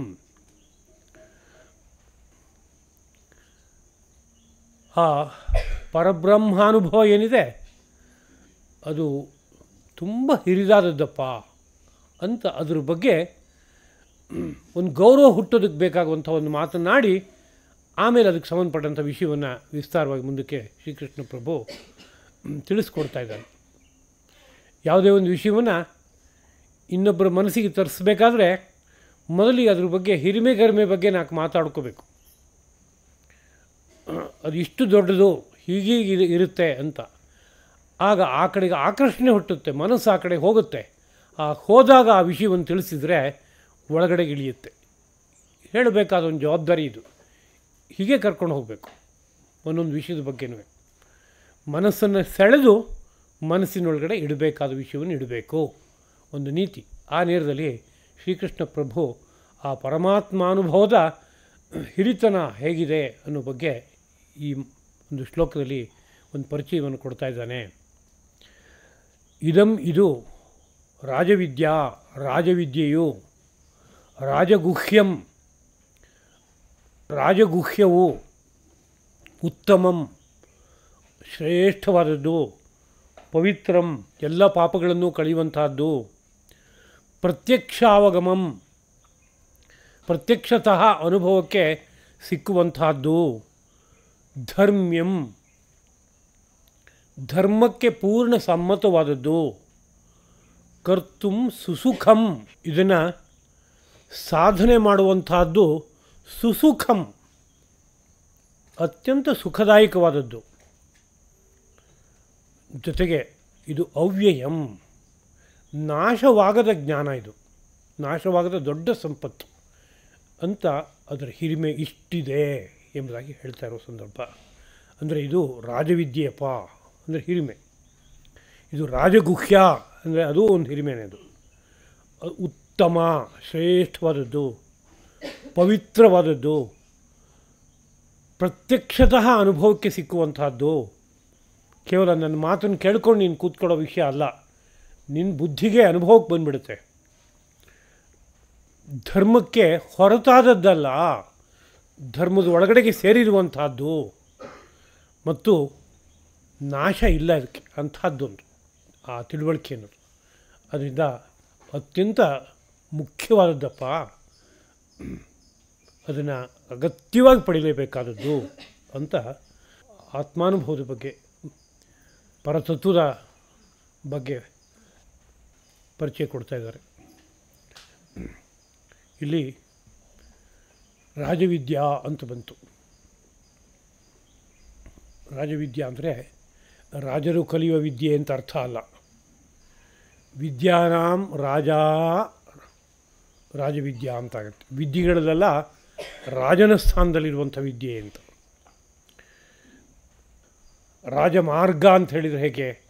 ನಾನಾ ಮಾರ್ಗಗಳ ಮಧ್ಯೆ ಯಾವುದೋ ಒಂದು ಮಾರ್ಗ ಬಹಳ ವಿಸ್ತಾರವಾಗಿ, ಬಹಳ ಅಚ್ಚುಕಟ್ಟಾಗಿ, ನೇರವಾಗಿ ರಾಜನ ಅರಮನೆ ಕಡೆಗೆ ಹೋಗ್ತಾ ಇದೆ ಅಂದರೆ ಅದಕ್ಕೆ ರಾಜಮಾರ್ಗ ಅಂತ ಹೇಳೋದುಂಟು. ಹಾಗೆ ವಿದ್ಯೆಗಳಲ್ಲೆಲ್ಲ ಯಾವುದೋ ಒಂದು ವಿದ್ಯೆ ನೇರವಾಗಿ ಆ ಪರಬ್ರಹ್ಮದ ಕಡೆಗೆ ಕರ್ಕೊಂಡೋಗಿ ತಲುಪಿಸುತ್ತೆ. ಅದಕ್ಕೆ ಬೇಕಾಗುವ ಎಲ್ಲ ವೈಭವ ಅದರಲ್ಲಿದೆ, ಸೌಲಭ್ಯ ಅದರಲ್ಲಿದೆ ಅಂತಿದ್ದಾಗ ಅದಕ್ಕೇನಂತ ಕರಿಬೇಕು? ರಾಜವಿದ್ಯಾ ಎಂಬುದಾಗಿ ಕರಿಬೇಕು. ಮುಂಡಕ ಉಪನಿಷತ್ನಲ್ಲಿ ವಿದ್ಯೆಗಳನ್ನು ಕುರಿತು ವಿಭಾಗ ಮಾಡ್ತಾರೆ. ದ್ವೇ ವಿದ್ಯೆ ವೇದಿತವ್ಯೇ, ಎರಡು ವಿದ್ಯೆಗಳನ್ನು ಅರ್ಥ ಮಾಡ್ಕೋಬೇಕು. ಪರಾಚೈವ ಅಪರಾಚ, ಒಂದು ಪರಾವಿದ್ಯಾ ಅಂತ, ಇನ್ನೊಂದು ಅಪರಾವಿದ್ಯಾ ಅಂತ, ಎರಡು ವಿದ್ಯೆಗಳನ್ನು. ತತ್ರ ಅಪರಾವಿದ್ಯಾ ಅಂದರೆ ಅದು ಒಂದು ಕಡೆ ಋಗ್ವೇದ, ಯಜುರ್ವೇದ ಮೊದಲಾದವುಗಳು ಎಂಬುದಾಗಿ ಚತುರ್ದಶ ವಿದ್ಯೆಗಳ ಬಗ್ಗೆ ಏನನ್ನು ನಾವು ಭಾವಿಸಿದ್ವೋ ಆ ವಿದ್ಯೆಗಳ ಬಗ್ಗೆ ಮಾತನಾಡ್ತಾ ಇದ್ದಾರೆ. ಅದು ಅಪರಾವಿದ್ಯೆ ಅಂತ. ಅದಲ್ಲದೆ ಇನ್ನೊಂದು ಪರಾವಿದ್ಯೆ ಅಂತಿದೆ. ಅಥ ಪರ ಯಯ ತದಕ್ಷರಂ ಅಧಿಗಮ್ಯತೆ. ಇನ್ನೊಂದು ಪರಾವಿದ್ಯಾ ಅಂತಿದೆ. ಆ ಪರಾವಿದ್ಯೆ ನೇರವಾಗಿ ಅಕ್ಷರ ರೂಪವಾದಂಥ ನಾಶರಹಿತವಾದ ಪರಬ್ರಹ್ಮವನ್ನು ಮನದಟ್ಟು ಮಾಡಿಕೊಡುತ್ತೆ, ಆ ಕಡೆಗೆ ಕರ್ಕೊಂಡೋಗಿ ನಿಲ್ಲಿಸ್ಬಿಡುತ್ತೆ. ಅದರಿಂದ ಅದು ಪರಾವಿದ್ಯಾ ಅಂದರೆ ಶ್ರೇಷ್ಠವಾದ ವಿದ್ಯೆ ಅಂತ ಅರ್ಥ ಅದು ಎಂಬುದಾಗಿ ಆ ವಿದ್ಯೆಯನ್ನು ಪರಾವಿದ್ಯಾ ಎಂಬುದಾಗಿ ಯಾವುದನ್ನು ಕರೆಯಾರೋ ಅಲ್ಲಿ ಮುಂಡಕ ಉಪನಿಷತ್ನಲ್ಲಿ ಅದನ್ನೇ ಇಲ್ಲಿ ರಾಜವಿದ್ಯಾ ಎಂಬ ಪದ್ಯದಿಂದ ಕರೀತಾ ಇದ್ದಾರೆ. ವಿದ್ಯಾನಾಂ ರಾಜ. ಮತ್ತು ಇದರ ಇನ್ನೊಂದು ಹಿರಿಮೆ ಏನು ಅಂತ ಕೇಳಿದರೆ ಇದು ರಾಜಗುಹ್ಯವಾದದ್ದು ಅಂತ. ಗುಹೆಯಲ್ಲಿ ಯಾವುದು ಅಡಗಿದೆಯೋ ಅದು ಗುಹ್ಯ. ಗುಹೆಯಲ್ಲಿ ಯಾವುದನ್ನು ಇಡಬೇಕಾದದ್ದು ಅದು ಗುಹ್ಯ. ಗುಹೆಯಲ್ಲಿಟ್ಟರೆ ಯಾರಿಗೂ ಕಣ್ಣಿಗೆ ಕಾಣಿಸೋಲ್ಲ. ಸುಲಭದಲ್ಲಿ ಯಾರೂ ಪ್ರವೇಶ ಮಾಡೋಕ್ಕೂ ಹೋಗಲ್ಲ, ಕಾರಣ ಹೆದರಿಕೆ ಆಗುತ್ತೆ. ಗುಹೆ ಅಂದರೆ ಕತ್ಲು, ಒಳಗಡೆ ಏನಿದೆಯೋ ಎಂಥದೋ ಏನು ಪರಿಸ್ಥಿತಿ ಆಗಿಬಿಡುತ್ತೋ ಅಂತ ಆತಂಕ ಆಗುತ್ತೆ, ಯಾರೂ ಸಾಹಸ ಮಾಡೋಕ್ಕೂ ಹೋಗಲ್ಲ. ಅದೊಂದು ಉದಾಹರಣೆ. ಹಾಗೆ ಈ ಸೃಷ್ಟಿನಲ್ಲಿ ಎಷ್ಟೆಷ್ಟೋ ರಹಸ್ಯವಾದ ವಿಷಯಗಳಿರುತ್ತೆ. ಅಲ್ಲಿ ರಹಸ್ಯವಾದ ವಿಷಯ ಇದೆ ಅನ್ನೋ ಸಹ ಗೊತ್ತಾಗೋಲ್ಲ, ಹಾಗಿರುತ್ತೆ. ಅವುಗಳಿಗೆ ಗುಹ್ಯಗಳು ಅಂತ ಕರೀತಾರೆ. ರಹಸ್ಯಗಳು, ಗುಹ್ಯಗಳು ಎರಡು ಒಂದೇ ಅರ್ಥದ ಪದಗಳು. ರಾಜಗುಹ್ಯ ಅಂದರೆ ಆ ಗುಹ್ಯಗಳಲ್ಲೆಲ್ಲ ಅತ್ಯಂತ ಮುಖ್ಯವಾದ ಗುಹ್ಯ, ಅತ್ಯಂತ ಶ್ರೇಷ್ಠವಾದ ಗುಟ್ಟಾದ ವಿಚಾರ ಏನಿದೆಯೋ ಅದಕ್ಕೆ ರಾಜಗುಹ್ಯ ಅಂತ ಕರೀತಾರೆ. ಈಗ ಯಾರೋ ಒಬ್ಬ ಒಂದು ವಿಷಯನ ಗುಪ್ತವಾಗಿ ಇಟ್ಕೊಂಡ್ಯಾನೆ ಅಂತಂದರೆ, ಅದೇ ರೀತಿಯಲ್ಲಿ ಯಾರೋ ಒಬ್ಬ ರಾಜ ಯಾವುದೋ ಒಂದು ವಿಷಯವನ್ನು ಗುಪ್ತವಾಗಿ ಇಟ್ಕೊಂಡ್ಯಾನೆ ಅಂದರೆ ಎರಡೂ ಒಂದೇ ಲೆಕ್ಕದ್ದಾದು ಖಂಡಿತ ಅಲ್ಲ. ಯಾರೋ ಒಬ್ಬ ಇಟ್ಕೊಂಡಿರೋ ಗುಹ್ಯ ಅವನ ಸ್ವಂತಕ್ಕೋ ಅವನ ಕುಟುಂಬಕ್ಕೋ ಅನುಕೂಲಕರವಾಗುವಂಥ ಒಂದು ಸಣ್ಣ ವಿಚಾರ ಅದು ಅಷ್ಟೇ. ಅದೇ ಒಬ್ಬ ರಾಜ ಯಾವುದೋ ಒಂದು ಗುಹ್ಯವಾದ ವಿಷಯ ಇಟ್ಕೊಂಡ್ಯಾನೆ ಅಂದರೆ ಇಡೀ ರಾಷ್ಟ್ರದ ಸಂರಕ್ಷಣೆಗೆ ಬೇಕಾಗುವಂತಹ ಅತ್ಯಂತ ಮುಖ್ಯವಾದ ಯಾವುದೋ ವಿಷಯವಾಗಿರುತ್ತೆ. ಅದನ್ನು ರಾಜಗುಹ್ಯ ಅಂದರೆ ರಾಜರು ಗುಟ್ಟಾಗಿಟ್ಕೊಂಡಂಥ ವಿಚಾರ ಅಂದರೆ ತುಂಬ ಮುಖ್ಯವಾದದ್ದು ಅಂತ ಅರ್ಥ ಅದಕ್ಕೆ. ಅದೇ ರೀತಿಯಲ್ಲಿ ನಿನಗೆ ಯಾವ ರಹಸ್ಯವನ್ನು ನಾನು ಹೇಳ್ತಾ ಇದ್ದೀನೋ ಅದು ರಾಜಗುಹ್ಯವಾದದ್ದು. ಅಂದರೆ ಪರಮ ರಹಸ್ಯವಾಗಿ ಇಟ್ಕೋಬೇಕಾದದ್ದು. ಯಾವುದೇ ಕಾರಣಕ್ಕೂ ಅಲ್ಲಿ ಪ್ರಕಾಶಗೊಳಿಸಬಾರ್ದು, ಹಾಗಿರುವಂಥದ್ದು ಅಂತ. ಈ ಮಾತನ್ನೆಲ್ಲ ಕೇಳಿದಾಗ ಇವತ್ತು ಸಮಾಜದಲ್ಲಿ ಹೀಗೆಲ್ಲ ಮಾಡಿ ವಿದ್ಯೆಗಳೆಲ್ಲ ನಾಶ ಆಗೋಯಿತು, ಯಾತಕ್ಕೆ ಗುಟ್ಟಾಗಿ ಇಟ್ಕೋಬೇಕು ಅಂತ ದೊಡ್ಡತನದ ಮಾತನ್ನು ಆಡ್ತಾರೆ. ಆದರೆ ಸೃಷ್ಟಿಯನ್ನೇ ಪರಿಶೀಲಿಸಿದರೆ ಎಷ್ಟೆಷ್ಟೋ ವಿಷಯಗಳು ರಹಸ್ಯವಾಗೇ ಇದೆ. ನಮ್ಮ ಹೃದಯ ರಹಸ್ಯವಾಗಿ ಒಳಗಡೆ ಸೇರ್ಕೊಂಬಿಟ್ಟಿದೆ, ಮೆದುಳು ಒಳಗಡೆ ರಹಸ್ಯವಾಗಿ ಹೋಗಿ ಸೇರ್ಕೊಂಬಿಟ್ಟಿದೆ. ಕೋಟೆ ತರಹ ಗಟ್ಟಿಯಾದ ಅಸ್ಥಿಯ ಒಂದು ಪಂಜರದ ಒಳಗಡೆ ಮೆದುಳು ಹೋಗಿ ಸೇರಿಕೊಂಡಿದೆ. ಒಳಗಡೆ ಇರೋ ಅವಯವಗಳೆಲ್ಲ ಸಂಪೂರ್ಣವಾಗಿ ಗುಪ್ತವಾಗಿ ಅಡುಕೊಂಬಿಟ್ಟಿದೆ. ಅವೆಲ್ಲ ಯಾತಕ್ಕೆ ಹಾಗೆಲ್ಲ ಇರಬೇಕು, ಅವೆಲ್ಲ ಹೊರಗಡೆ ಇದ್ದರೆ ಏನು ತೊಂದರೆ ಅಂತ ಕೇಳಿದ್ರೆ, ಒಬ್ಬ ಸುಭಾಷಿತಕಾರ ತಮಾಷೆಗೆ ಹೇಳ್ತಾನೆ, ಯದಿ ನಾಮ ಅಸ್ಯ ಕಾಯಸ್ಯ ಯದಂತಹ ತದ್ ಬಹಿರ್ಭವೇತ್ ದಂಡಮಾದಾಯ ಲೋಕೋಯಂ ಶುನಃ ಕಾಕಾಂಶ್ಚ ವಾರಯೇತ್ ಅಂತ. ಈ ಶರೀರದಲ್ಲಿ ಒಳಗಡೆ ಯಾವ್ಯಾವುದೋ ಗುಹ್ಯವಾಗಿದೆಯಲ್ಲ, ಅದೆಲ್ಲ ಪ್ರಕಾಶಿತವಾಗುವಂತೆ ಹೊರಗಡೆ ಇದ್ದಿದ್ದರೆ ಏನಾಗ್ತಿತ್ತು ಅಂತ. ಮಿದುಳು ಹೊರಗಡೆ ಬಂದು ಒಂದು ಕಡೆ ಗಂಟಾಗಿ ಕಾಣಿಸುತ್ತೆ. ಹಾರ್ಟು ಹೊರಗಡೆ ಒಂದು ಲುಬ್ ಡುಬ್ ಅಂತ ಒಂದು ನಿಂತಿದೆ. ಹಾಗೆ ಒಳಗಡೆ ಇರೋ ಕರುಳು ಹೊರಗಡೆ ಬಂದು ಕಣ್ಣಿಗೆ ಕಾಣಿಸೋ ಥರ ಇದೆ. ಹಾಗೆ ಲಿವರು ಅದು ಕಾಣಿಸುತ್ತೆ, ಕಿಡ್ನಿ ಅದು ಕಾಣಿಸುತ್ತೆ. ಹೀಗೆಲ್ಲ ಕಾಣಿಸೋ ಥರ ಸುತ್ತಮುತ್ತಲು ಒಂದೊಂದು ಕಡೆಗೆ ಬಂದು ನಿಂತ್ಕೊಂಡಿದ್ರೆ ಏನಾಗ್ತಿತ್ತು ಅಂದರೆ, ಒಬ್ಬೊಬ್ಬನು ಕೈನಲ್ಲಿ ಒಂದು ದೊಣ್ಣೆ ಹಿಡ್ಕೊಂಡು ಕಾಗೆ ನಾಯಿನ ಓಡಿಸ್ಕೊತಾನೆ ಬದುಕಿರ್ಬೇಕಾಗ್ತಿತ್ತು ಅಂತ. ಅಂದರೆ ಎಷ್ಟೊತ್ತಿಗೆ ಯಾವ ಕಾಗೆ ಬಂದು ಎಲ್ಲಿ ಬಂದು ಕುಕ್ಕಿ ತಿನ್ನುತ್ತೋ, ಎಷ್ಟೊತ್ತಿಗೆ ನಾಯಿ ಬಂದು ನನಗೆ ಒಳ್ಳೆಯ ಆಹಾರ ಸಿಕ್ತು ಮಾಂಸದ ಮುದ್ದೆ ಅಂತ ಬಾಯಿ ಹಾಕುತ್ತೋ, ಅದರಿಂದ ಅದನ್ನ ತಪ್ಪಿಸ್ಕೊಳ್ಳೋಕ್ಕೆ ಸದಾ ಕಾಲದಲ್ಲೂ ಕೋಲು ಹಿಡ್ಕೊಂಡು ಓಡಾಡಬೇಕಾಗಿತ್ತು ಅಂತ ತಮಾಷೆ ಮಾತು. ಅಂದರೆ ಅವೆಲ್ಲ ಒಳಗಡೆ ಇರೋದು ಒಳ್ಳೆಯದಕ್ಕೋ ದೋಷವೋ ಅಂತ ಕೇಳಿದರೆ, ನಮ್ಮೆಲ್ಲರ ಒಳ್ಳೆಯದಕ್ಕೋಸ್ಕರ ಒಳಗಡೆ ಇದೆ. ಅದು ಒಳಗಡೆಗೇ ಇರಬೇಕದು, ಅದು ಹೊರಗಡೆ ಬಂದಾಗ ಅದ್ರ ತಾನೇ ಹಾಳಾಗಿ ಹೋಗ್ಬಿಡುತ್ತೆ. ವೃಕ್ಷದಲ್ಲಿ ಬೇರು ಒಳಗಡೆಗೇ ಇರಬೇಕದು, ಹೊರಗಡೆ ಬಂದರೆ ಅದು ಅದರ ಸ್ವರೂಪವನ್ನು ಕಳ್ಕೊಂಬಿಡುತ್ತೆ ಅನ್ನೋ ವಿಷಯ ಇದೆ. ಹಾಗೆ ಈ ಸಮಗ್ರ ಸೃಷ್ಟಿಯಲ್ಲಿ ಕೆಲವು ರಹಸ್ಯಗಳು ರಹಸ್ಯವಾಗಿದ್ದಾಗ ಮಾತ್ರ ಅದಕ್ಕೆ ಜೀವ ಇರುತ್ತೆ. ಅದನ್ನು ಪ್ರಕಾಶಗೊಳಿಸಿದರೆ ಅದರಿಂದ ಯಾವ ಕೆಲಸ ಆಗಬೇಕೋ ಅದು ಆಗಲ್ಲ. ಬೇರನ್ನು ಹೊರಗಡೆ ತೆಗೆದಿಟ್ಬಿಟ್ಟಿದ್ದೀನಿ, ಎಲ್ಲರಿಗೂ ಪ್ರದರ್ಶನ ಮಾಡಾಯಿತು, ಒಂದು ತಿಂಗಳು ಸಮಯ ಬೇಕಾಯಿತು ಪ್ರದರ್ಶನ ಮಾಡೋದಕ್ಕೆ, ಈಗ ಅದನ್ನು ಬಳಸ್ಕೋತೀನಿ ಅಂದರೆ ತೆಗೆದು ಕುಡಿಬೇಕಷ್ಟೇ, ಅದರಿಂದ ಗಿಡ ತರೋಕ್ಕಾಗಲ್ಲ, ಹೋಯ್ತದು ಅಂತ ಅರ್ಥ ಅದಕ್ಕೆ. ಹಾಗೆ ಕೆಲವಾರು ವಿದ್ಯಾ ರಹಸ್ಯಗಳೇನಿದೆ ಅದನ್ನು ಸಕಾಲದಲ್ಲಿ ಯಾರು ಅದನ್ನು ಚೆನ್ನಾಗಿ ಜೀರ್ಣಿಸ್ಕೊಳ್ಳಬಲ್ಲನೋ ಅವನಿಗೆ ಕೊಟ್ಟರೆ ಅದು ವಿಸ್ತಾರವಾಗಿ ಬೆಳೆಯುತ್ತೆ. ಅದಲ್ಲದೆ ಹಾಗೆ ಅದ್ರ ಬಗ್ಗೆ ಮಾತನಾಡೋ ಅಭ್ಯಾಸ ಮಾಡಿದ್ರೆ ಅದು ಅದರ ವೀರ್ಯವನ್ನು ಕಳ್ಕೊಂಬಿಡುತ್ತೆ, ಅದರ ಸ್ವರೂಪವನ್ನು ಕಳ್ಕೊಳ್ಳುತ್ತೆ. ಆಗ ಅದರಿಂದ ಆಗಬೇಕಾದ ಲಾಭಗಳು ಆಗೋಲ್ಲ ಎಂಬ ಒಂದು ವಿಷಯ ಇದೆ. ಹೀಗಿರೋದ್ರಿಂದಲೇ ಒಂದು ತಜ್ಞರ ಮಾತು, ಗುರುಂ ಪ್ರಕಾಶಯೇತ್ ಧೀಮಾನ್ ಮಂತ್ರಂ ಯತ್ನೇನ ಗೋಪಯೇತ್ ಅಪ್ರಕಾಶ ಪ್ರಕಾಶಾಭ್ಯಾಂ ಕ್ಷೀಯತೆ ಸಂಪದಾಯುಷಿ. ಗುರುಂ ಪ್ರಕಾಶಯೇತ್ ಧೀಮಾನ್, ಧೀಮಾನ್ ಅಂದರೆ ಬುದ್ಧಿವಂತನಾದಂಥ ವ್ಯಕ್ತಿ ತನ್ನ ಗುರುವನ್ನು ಎತ್ತಿ ಕೊಂಡಾಡಬೇಕಂತೆ, ಇಂಥವ್ರವರು ಅಂತ ಬಾಯಿ ತುಂಬ ಕೊಂಡಾಡಬೇಕಂತೆ ತನ್ನ ಗುರುವನ್ನು. ಗುರುಂ ಪ್ರಕಾಶಯೇತ್ ಧೀಮಾನ್. ಆದರೆ ಅವರು ಕೊಟ್ಟ ರಹಸ್ಯವಾದ ಮಂತ್ರ ಯಾವುದೋ ಒಂದಿದೆ, ಅದನ್ನು ಯತ್ನೇನ ಗೋಪಯೇತ್, ಪ್ರಯತ್ನಪೂರ್ವಕವಾಗಿ ಮುಚ್ಚಿಡಬೇಕು, ಹೊರಗೆ ಹಾಕಬಾರ್ದು. ಹೀಗೆ ಮಾಡೋಲ್ಲ ಅಂತಂದರೆ ಅಪ್ರಕಾಶ ಪ್ರಕಾಶಾಭ್ಯಾಂ ಅಂದರೆ ಗುರುವಿನ ಬಗ್ಗೆ ಎತ್ತಿ ಕೊಂಡಾಡೋಲ್ಲ, ನನ್ನ ಗುರು ಇಂಥವ್ರು, ಅವರಿಂದ ನಾನು ಉಪಕೃತನಾಗಿದ್ದೀನಿ, ಅವರು ಸದಾ ನಾನು ಋಣಿಯಾಗಿರುವವನು, ನನ್ನ ಸಮಸ್ತವೂ ಕೂಡ ಅವರು ಕೊಟ್ಟದ್ದು. ಹೀಗೆ ಯಾರು ಮುಕ್ತ ಕಂಠದಿಂದ ಕೊಂಡಾಡಲ್ವೋ, ಅದೇ ರೀತಿಯಲ್ಲಿ ಅವರು ಕೊಟ್ಟ ರಹಸ್ಯವಾದ ಮಂತ್ರವನ್ನು ಯಾರು ಪ್ರಕಾಶಗೊಳಿಸ್ಬಿಡ್ತಾನೋ ಅಂಥವನಿಗೆ ಏನಾಗುತ್ತೆ ಅಂತ ಕೇಳಿದರೆ ಅಪ್ರಕಾಶ ಪ್ರಕಾಶಾಭ್ಯಾಮ್. ಯಾವುದನ್ನು ಪ್ರಕಾಶ ಮಾಡಬೇಕೋ ಅದನ್ನು ಮಾಡಲಿಲ್ಲ, ಯಾವುದು ಪ್ರಕಾಶ ಮಾಡಬಾರ್ದೋ ಅದನ್ನು ಮಾಡ್ದ. ಹೀಗೆ ಮಾಡಿದಾಗ ಕ್ಷೀಯತೆ ಸಂಪದಾಯುಷಿ, ಅವನ ಸಂಪತ್ತು ಮತ್ತು ಆಯುಷ್ಯ ಎರಡೂ ಕೂಡ ಕ್ಷಯಿಸಿ ಹೊರಟೋಗುತ್ತೆ. ಸಂಪತ್ತು ಹೊರಟೋಯ್ತು ಅಂದರೆ ವಿದ್ಯಾಸಂಪತ್ತು ಸಂಪತ್ತೇನೆ, ಅದು ಎಲ್ಲವನ್ನೂ ಕಳ್ಕೊತಾನೆ ಅಂತ ಅರ್ಥ. ಅದಲ್ಲದೇ ಲೌಕಿಕವಾಗಿ ಬದುಕು ಸಾಗಿಸಬೇಕಾದ್ರೆ ಅನೇಕ ರೀತಿಯಾದ ವಸ್ತುಗಳು ಬೇಕು, ಅದು ಸಂಪತ್ತೇನೆ. ಈ ಎಲ್ಲ ಸೌಭಾಗ್ಯವನ್ನು ಹಾಳು ಮಾಡ್ಕೊಂಡ್ಬಿಡ್ತಾನೆ. ಜೊತೆಗೆ ಆಯುಷ್ಯವೂ ಕೂಡ ಕ್ಷಯಿಸ್ಬಿಡುತ್ತೆ, ಅಕಾಲ ಮೃತ್ಯುವಿಗೆ ತುತ್ತಾಗ್ತಾನೆ. ಆದ್ದರಿಂದ ಗುರುವನ್ನು ಪ್ರಕಾಶಗೊಳಿಸಬೇಕು. ಅವನು ಕೊಟ್ಟ ಅತ್ಯಂತ ರಹಸ್ಯವಾದ ಮಂತ್ರವನ್ನು ಅತ್ಯಂತ ಗುಪ್ತವಾಗಿ ಇಟ್ಕೋಬೇಕು ಎಂಬುದಾಗಿ ಈ ವಿದ್ಯೆಯ ರಹಸ್ಯವನ್ನು ಅರ್ಥ ಮಾಡಿಕೊಂಡು ಅವರು ಸಾರ್ತಾರೆ. ಇದ್ರ ಜೊತೆಗೆ ಈ ರಾಜಗುಹ್ಯ ಅಂತ ಕರೆಯಲ್ಪಡುವಂಥ ಯಾವ ವಿಷಯ ಇದೆಯೋ ಅದು ಪವಿತ್ರಂ. ಪವಿತ್ರ ಅನ್ನೋ ಶಬ್ದ ಇನ್ನೊಂದರಲ್ಲಿರುವಂಥ ದೋಷವನ್ನು ತೆಗೆಯುವಂಥ ವಸ್ತು ಅನ್ನೋ ಅರ್ಥದಲ್ಲಿ ರೂಢಿ ಇದೆ. ಗಂಗಾ ಜಲ ತುಂಬ ಪವಿತ್ರವಾದದ್ದು ಅಂದರೆ ಅರ್ಥ ಏನು?